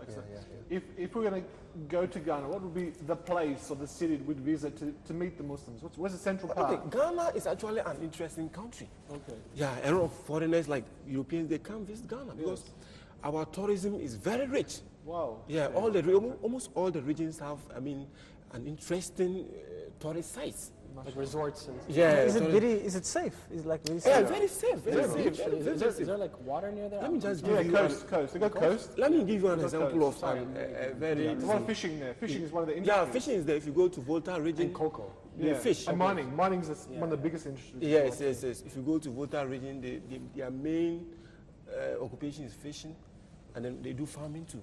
Then when you go to the central region, they also do, fishing and farming. But fishing is the majority trade they actually do. Mashallah. Yes. And then when you move to the Ashanti region, that is the middle Central, region of Ghana. yes. Normally the occupation they do is farming. Farming, yeah. Yeah, farming. Cocoa. Cocoa beans. Yeah, cocoa. They farm cocoa. Yeah, and you know Ghana is the second yeah. Largest producer of cocoa. Second largest producer of cocoa after Ivory Coast. Yeah, Ivory Coast is the biggest. And then if you move to the You're a coffee northern part, person, that's why you know. Coffee, no. Chocolate. yes. I'm both. But Yeah. coffee, Mochas. top 5, I think. Top 10 producers of coffee as well in the world. And then if you also look at the central part of Ghana too, you also have gold. Yes. Yeah. I think the Obuasi gold mines, the gold. is- Gold. A lot of mining. Gold mining, yeah. Mining, Yeah. bauxite, Yes, yes. iron, copper. But so forth, specifically, we mine gold in large quantities. Yes. And in Africa, at this Is that causing deforestation in your country? I mean, it's taking of wood and using yeah, wood. the government is trying to fight it.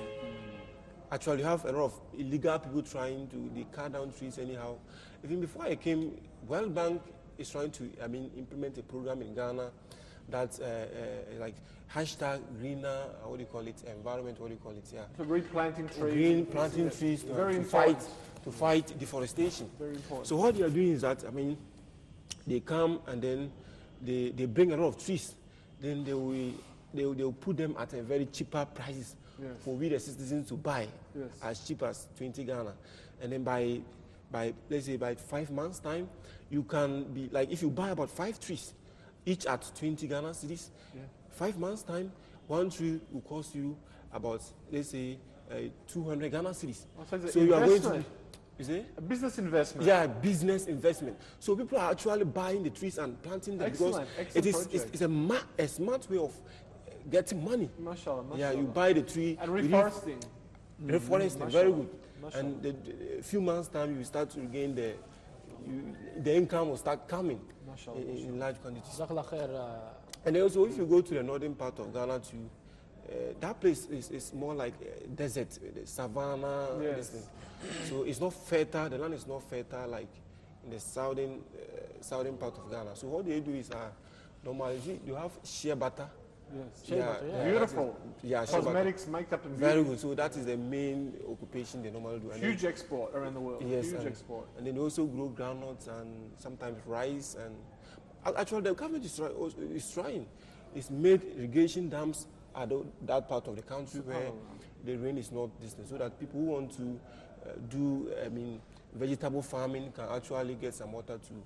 Your irrigation, is it natural rain dam irrigation or is it irrigated in a different way? How do you get your water? Okay, what they do is that we have this, river that flows from Burkina Faso to Ghana. Okay. So what they do is that it has flowed from the northern part of down. Ghana to the southern part, Okay, yes. southern sector. So the government will just create those dams and divert some of the water and store it inside the dams. Wow, good. And then they will connect canals through the communities and villages. So do you have problems with drought at all in that part of your country? Is there drought? Drought. Yeah, we have drought. Actually, we have 2 rainy seasons in Ghana. We have the rainy season and the dry season, which is the Harmattan season. And actually, in the southern sector, you don't actually see the difference because about 5 in a month time you will see rain falling, but it's not like in the northern sector where when the raining season passes you will not see rain unless maybe 5 months time before rain will come. But in the southern sector it's more like balance. You don't actually see the difference between the dry season and the wet season. So what are the opportunities of dawah now in Ghana? We've known a bit about the country, the geography, the people, the religion, the background. What are the opportunities in Ghana in terms of Islam and people knowing about Islam? In Ghana? People are actually embracing Islam in Ghana. Gone are the days that when you were a Muslim, you face a lot of social injustice. Like what? Yeah, I used to have friends because when I was a Christian, we used to mock our Muslim brothers. Okay. Like every day you go to wash your, what do you call it? When you want to do salad. Yeah, we used to mock them like that. Yes, and then there are some known, communities in Ghana that are actually trouble area. Wow. And those places are normally dominated by Muslims. Okay. So we also use that as Like also, ghettos, like yeah, that. yeah, to mock the Muslims, and then if you also look at the general Muslim world, normally, the Western media try to paint Islam as terrorism and so on and so forth. Yes. And you saw So that that in has Ghana? gone into the hands of It many reaches people. Ghana as well? It is in Ghana. Wow. It is in Ghana. SubhanAllah. So people use that as, also just to actually discriminate against Muslims. But thanks to, many Dawah, organization has now come out. They are now going public, preaching Islam to people. Excellent. Yeah, so it's now like if you are in Ghana, you're a Muslim, you can move free, you'll be very proud to be a Muslim. Do you And have the, any, the government, sorry, just to finish it off, the government allows you to dawah, they don't stop you in any way? No, the government allows you. Excellent, Yes, excellent. it Great will not, opportunity. stop you from doing dawah. Excellent. Even in Ghana, you have many politicians who are Muslims, Mashallah. just who gonna are ask that, in the ruling party. Do you have any making like laws. powerful or popular people, whether they're athletes or Leaders. musicians or politicians who embrace Islam? Yeah. happens? Politicians, like we have Honorable Collins Dauda. He's the Minister of Water Resources. Wow. He's a minister and he's a Muslim. Mashallah. We Like, have, he converted or he was born Muslim? You mean? he's a born Muslim. Born Muslim. Yeah, Now- a born Muslim. I'm saying other than converts. The brother was telling me yesterday. No, he's not a but convert. that's in He was Ghana. born a Muslim. I'm saying other than him. Are there other people? Other? Around that Famous, region, around that region. famous people Yeah. or well-known people Christian in Ghana became Muslim. that have become became Muslim. Okay, yeah, very good. I'll give you. One of them is even my role model. I listened to one of his stories and he gave me quotations and I added to the ones I was also Okay. searching. And he's called, he was formerly called Prophet Elisha. Okay. Prophet. Prophet Elijah. Prophet Elisha, yeah. Okay. He actually founded the Miracle Embassy. SubhanAllah. He's got branches in Ghana, he's got branches in most of the African countries, even gone to Europe. A different religion. Yes, he was a Christian. And thanks to Allah, Allah actually showed him the path of the true religion of Islam, and he has converted. And this man is out preaching Islam, Mashallah. converting people. Mashallah. Even last year he was here at Hajj. Mashallah. Yeah, when we were coming, we heard he was, trying to get visa and also come and perform this year. Mashallah. I don't know whether he came or Did a not. lot of people come with him to Islam? Once he embraced Islam, did his old followers come with him? Yes. When he came to Islam, actually, people listened to his story like the way people have also listened to my story and have also come to Islam. So it is the same way people have also enjoyed his story. They actually realized Christianity. But he actually, brought out the secrets of pastors in Ghana. SubhanAllah. Yes. Many pastors go to those, witch doctors Yeah. for black magic. Yes. And they use it in church. And it's like, they use the name of Jesus to cover it. They There's perform a lot of witchcraft. Yeah, happening. witchcraft. They perform miracles, do that and that. And that's what that man was doing. When he was a pastor, he was doing miracles too. And then when he came to Islam, he brought out all those secrets that they went to, one witch doctor called Kwaku Sam. He's a famous witch doctor. You can search it on the. That's on interesting Google. because some people still at this time they think that world of the unseen is abstract. It's Yes. not real. Yes, But it's yes. very real. Yes. And it has a devilish effect. Yeah, and devilish a severe effect. Very good. That's We how have it this in is. South Africa a lot Yes, as well. Yes. The West people don't see that very much. Yes, they see it in yes. cartoons and in movies. Yes, They don't think it happens in real life. Yes. But that you have first-hand experience, like in Yes, your yes. countries. Yes. You probably see it on a daily basis. Yes. The thing is, They but can even resurrect a dead body. Subhanallah. Yes, some of them they show them on television. Subhanallah. There's one pastor in Ghana Working used with the to jinn. resurrect dead people. I don't want to mention the name, Yeah. but he knows himself. He's watching me right now. Subhanallah. One time I was in the room watching television and they brought a dead body. So they brought a dead body when he was in the midst of doing church service. So they went and placed the dead body in. The body was in a coffin. So he started talking. You always want to.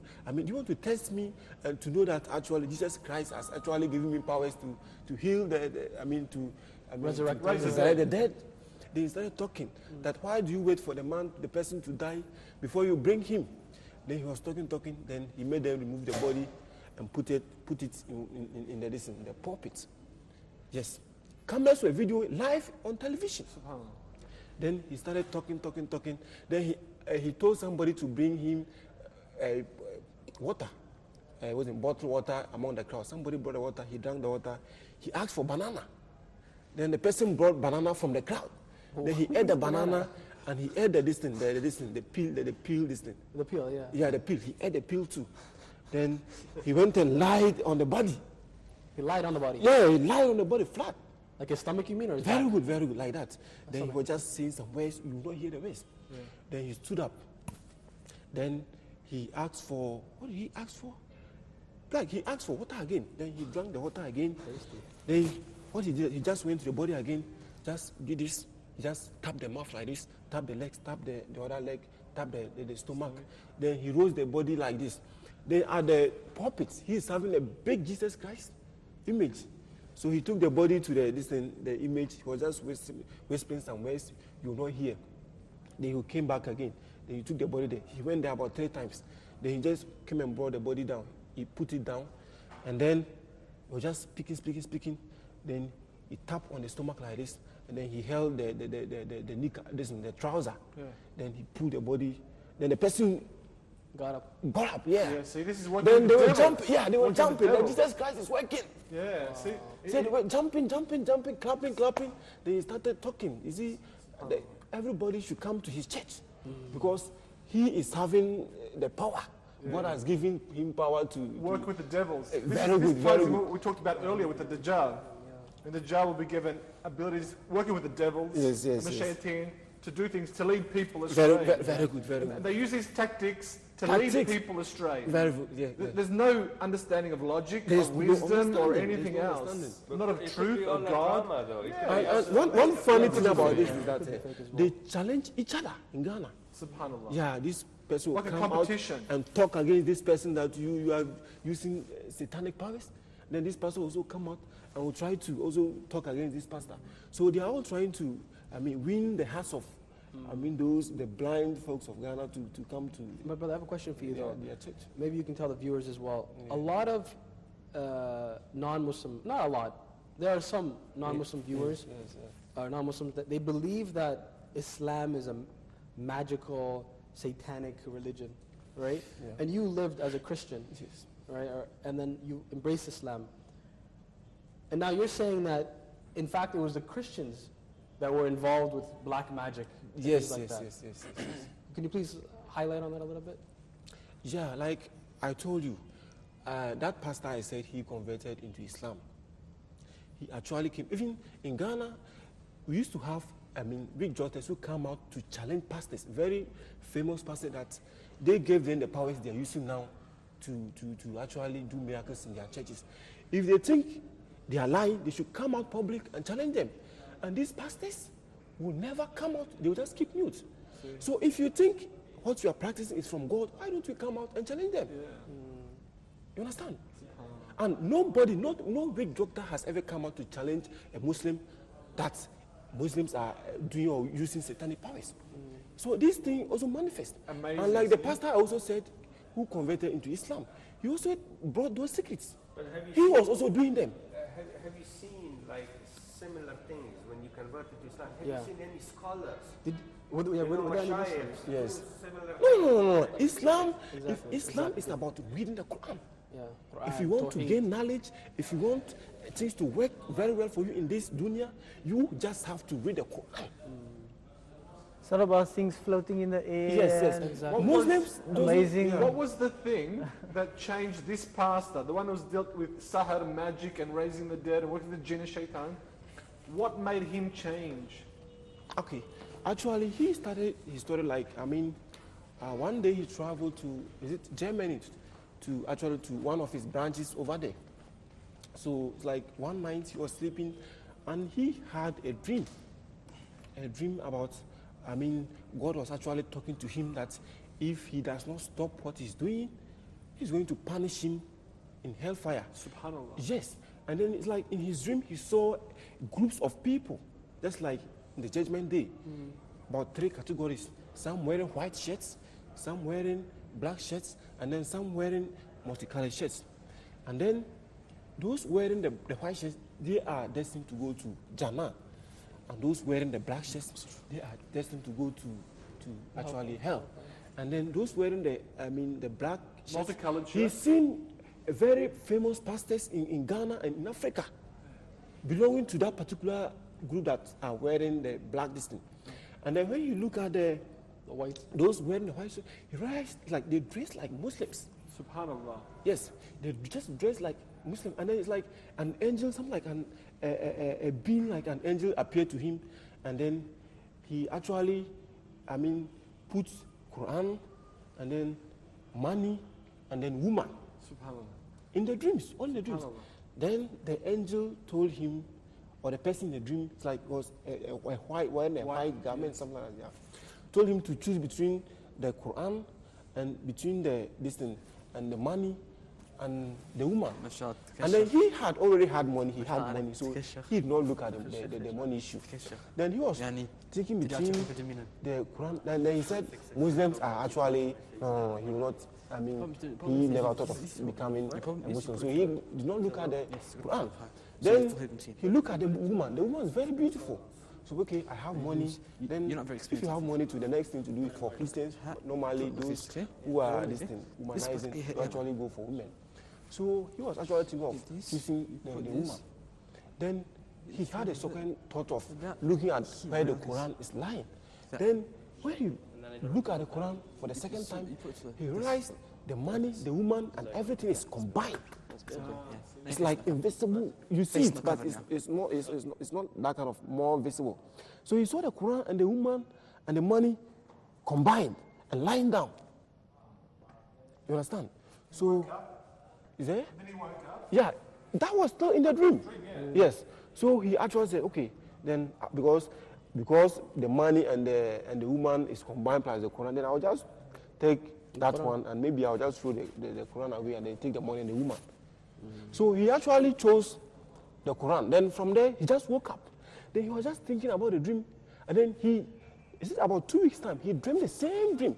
Again. I will not be able to give you the exact of the dream. That I'm just giving you roughly, I can remember. Okay. Yes. Then he had the same dream again. He had it for about 3 times. Wow. And then different things were just coming, and then it was just manifesting. And then what did he do after that? Yes. What did he do? What was the end result? What did he do after that? Did he go somewhere, visit someone? Did he read something? Okay. Actually, he said when he woke up from the dream, he was just thinking. So he told his wife about the dream, and the wife said he should pray over it, and I think everything will be okay. So he actually prayed over it, and then the dream came again. So anytime he dreamed, he would tell his wife, and the wife would just tell her to be praying. If there's anything Allah wants to actually reveal to her, allow it shall surely happen. So he's been anytime he dreams, he will pray. And then I can't give you all the story, roughly, but eventually. So this was the thing that kind of opened up the idea to Islam. And then later when he came back from Germany to Ghana, he actually decided to meet some imams and then to actually see with them and study about Islam. Properly? Yeah, properly. Yeah. So they studied, and actually he realized Islam is the truth. He just traced the history. You know, when I was a Christian, from the time God created Adam and Eve, Noah, everything, we all know that story. Then the confusion came at where, between Abraham, his 2 sons, Isaac and Ishmael. So when I was a Christian, we were made to know that Ishmael was a cursed son of Abraham. So it is Ishmael that all the Muslims descended from. But Isaac was a beloved son of Abraham, and it is Isaac who actually represents the true religion and Christianity. So that's what we were made to believe. And then later, when he sat with those scholars and they actually sat down to study, he realized Ishmael was actually the son who was made to be offered for the sacrifice. So from there, he just took a story from there. Amazing story. He just found the basis to in the Bible. And then amazing. Allah guides who He wills. Yeah, just like. And with no person interacting, from a dream is enough. Yes. It reminds me of a story in our country. There was a family living out more in the, let's say, not the bush or the forest, but in the farming areas, out of the city, a few hundred kilometers out of the city. And they had no Muslim interaction whatsoever at all. They never knew a Muslim, didn't know what Muslim was. And one of the family members, I don't know if the mother or the father or some of them, one of them, I think it was a mother. Yes, sir. She was just started developing this interest in Islam Yes. just from a feeling. Started researching and doing her own research, reading information and so forth. Yes, No one yes. talked to her. Yes, yes, yes. Eventually she became Muslim and she kept the Islam secret. At the same time, I think it was her son, he was doing the same thing. They kept his Islam secret, and there was another child, a third child. All three were learning about the religion, but tried to keep it secret. So no one actually gave them dawah. At the end, they found out the other people were doing something different, Yes, yes. and they decided to speak together and say, oh, look, yeah, I became Muslim, yeah, I did too, you know, Yes, all together, with no person giving them dawah. Wow, wow, wow, Subhanallah. And these stories, these two amazing stories, prove one thing from Quran. I don't know the reference, but it is mentioned at many places. Whoever Allah wills guides them or him or her to the right path. Doesn't matter where they are. That doesn't matter, Doesn't matter where they are. Secondly, it also proves that Allah's will is not dependent on the means. He does He wants to do without any means. It's true. So these are revelations. All these stories Very true, very prove true. the truthfulness of Quran. Very true. So Allah is the most powerful, the most benevolent, and He works in a very strange Amazing ways, not for us to Amazing understand. ways. So, Amazing ways, always amazing. which cannot be comprehended by human beings most So, of the time. Donatus, what's the rate of people coming to Islam from Christianity and those other religions? How many people come to Islam in the cities that you know Yes. per year? How many people? Okay, actually, like now, when I converted into Islam, I now belong to a Dawah group called the Islamic Propagation and Research Center. Excellent. Our aim is to bring Christians into Islam by inspiring them with our stories and how we actually eventually became Muslims. So that's what we do. And now, during the Ramadan season, every Sunday, it's like every week, we mount a public platform. Then we do a program, a big dawah program. Excellent. We bring speakers. I was a regular speaker on that particular program. Mashallah, mashallah. And then at the end of every program, we get close to about 14, 15 people coming to Islam. Mashallah, mashallah. Every week. So in a year, it's hundreds. Yes, hundreds of people. So Subhanallah. within that month, the period of Ramadan, when we completed everything, we had getting to about 100 people who converted into Mashallah, Islam. mashallah, mashallah. And then apart from the Ramadan, listening to every week, every Sunday in Ghana, we have at my city where I live, Kumasi. If you go to the central business district of Kumasi, we have a place called PZ. PZ, we've been hosting, Dawah program there. As we are here, they are also there. The group is still there doing it. So every day we go there and we preach to people. That place is like, it's in the city, so people just be walking and then. Mashallah, So mashallah. when we are talking, people will just come and listen. Mashallah. And before we finish everything, you see people about 2, 3 coming. Mashallah. Different age groups, male, female, different young, ethnic, old. yes, sometimes, but the majority are the youth. Youth, Yes. subhanAllah, which is a beautiful thing. There are those ranging between 25 to 30, just embracing Islam. Amazing, amazing. Just before I came, we had 4 boys. Subhanallah. The last week before we left Ghana and came to Mashallah, Saudi mashallah, here, mashallah. we had 4 boys who actually embraced Islam. Mashallah, mashallah. Beautiful, beautiful. They are males. They were Christians. Subhanallah. So when they come, we just talk, and what we normally use the Bible to preach at our dawah centers. Yes, Sheikh. Because in Ghana, it's like the Christians are more dominated. They are more listening. So if you are talking and if you don't prove something to them from Bible, they will never listen to you, because if you are to be quoting from the Quran, they will say, this is your book, we don't understand. It's your book, not my So book. we try to use the Bible. and Different then- tactics. Yes, different yeah. tactics. So when we challenge them, they come, then they will try to put questions. Then we explain to them. Then finally they just give a decision that these people are actually having the truth. What about Then they the come to Islam. One thing. Yes, sir. They convert mainly from Christianity Assalamualaikum. or from other religions like polytheists or pagans. Please come again. Yeah, they're converting from Christianity or from pagans. The main religion they're Yeah. coming from. Okay, they normally come from Christianity. From Christianity. Some from Christianity. We have different different type of churches. Like the SDAs, the Jehovah's Witnesses, the Catholics, Pentecostal. Yes.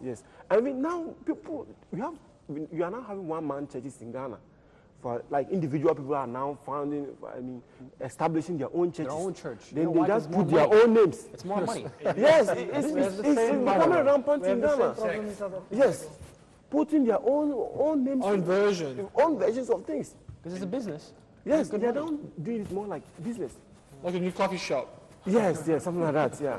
Your own menu, your own Bible. See, for example, like in the Christian tradition, like some people still they keep some pagan traditions, like superstitions, or I mean the Christians they are formally Christians, but they keep some pagans or superstition, like what we talked about before. But I don't know if I understood you. You mean the Christians? I mean, because I have noticed about this in Latin America, in Caribbean countries, for example, in the Caribbean countries like Cuba. So most of the people are Christians, but they have some backgrounds with things related to magic. Okay, but for Ghana, if you are a Ghanaian and you want to be a Christian, they don't have. I mean, they are not connected. We have only three religions in Ghana. We have the traditionalists. They are the the tribal religions. The tribal pagan religions. Very good. The tribal pagan religions who worship stones and different gods. And then we have Islam, and then we have Christianity. So it is either you belong to the pagans, or you belong to Islam, or you belong to. So one person cannot belong to the two at a time.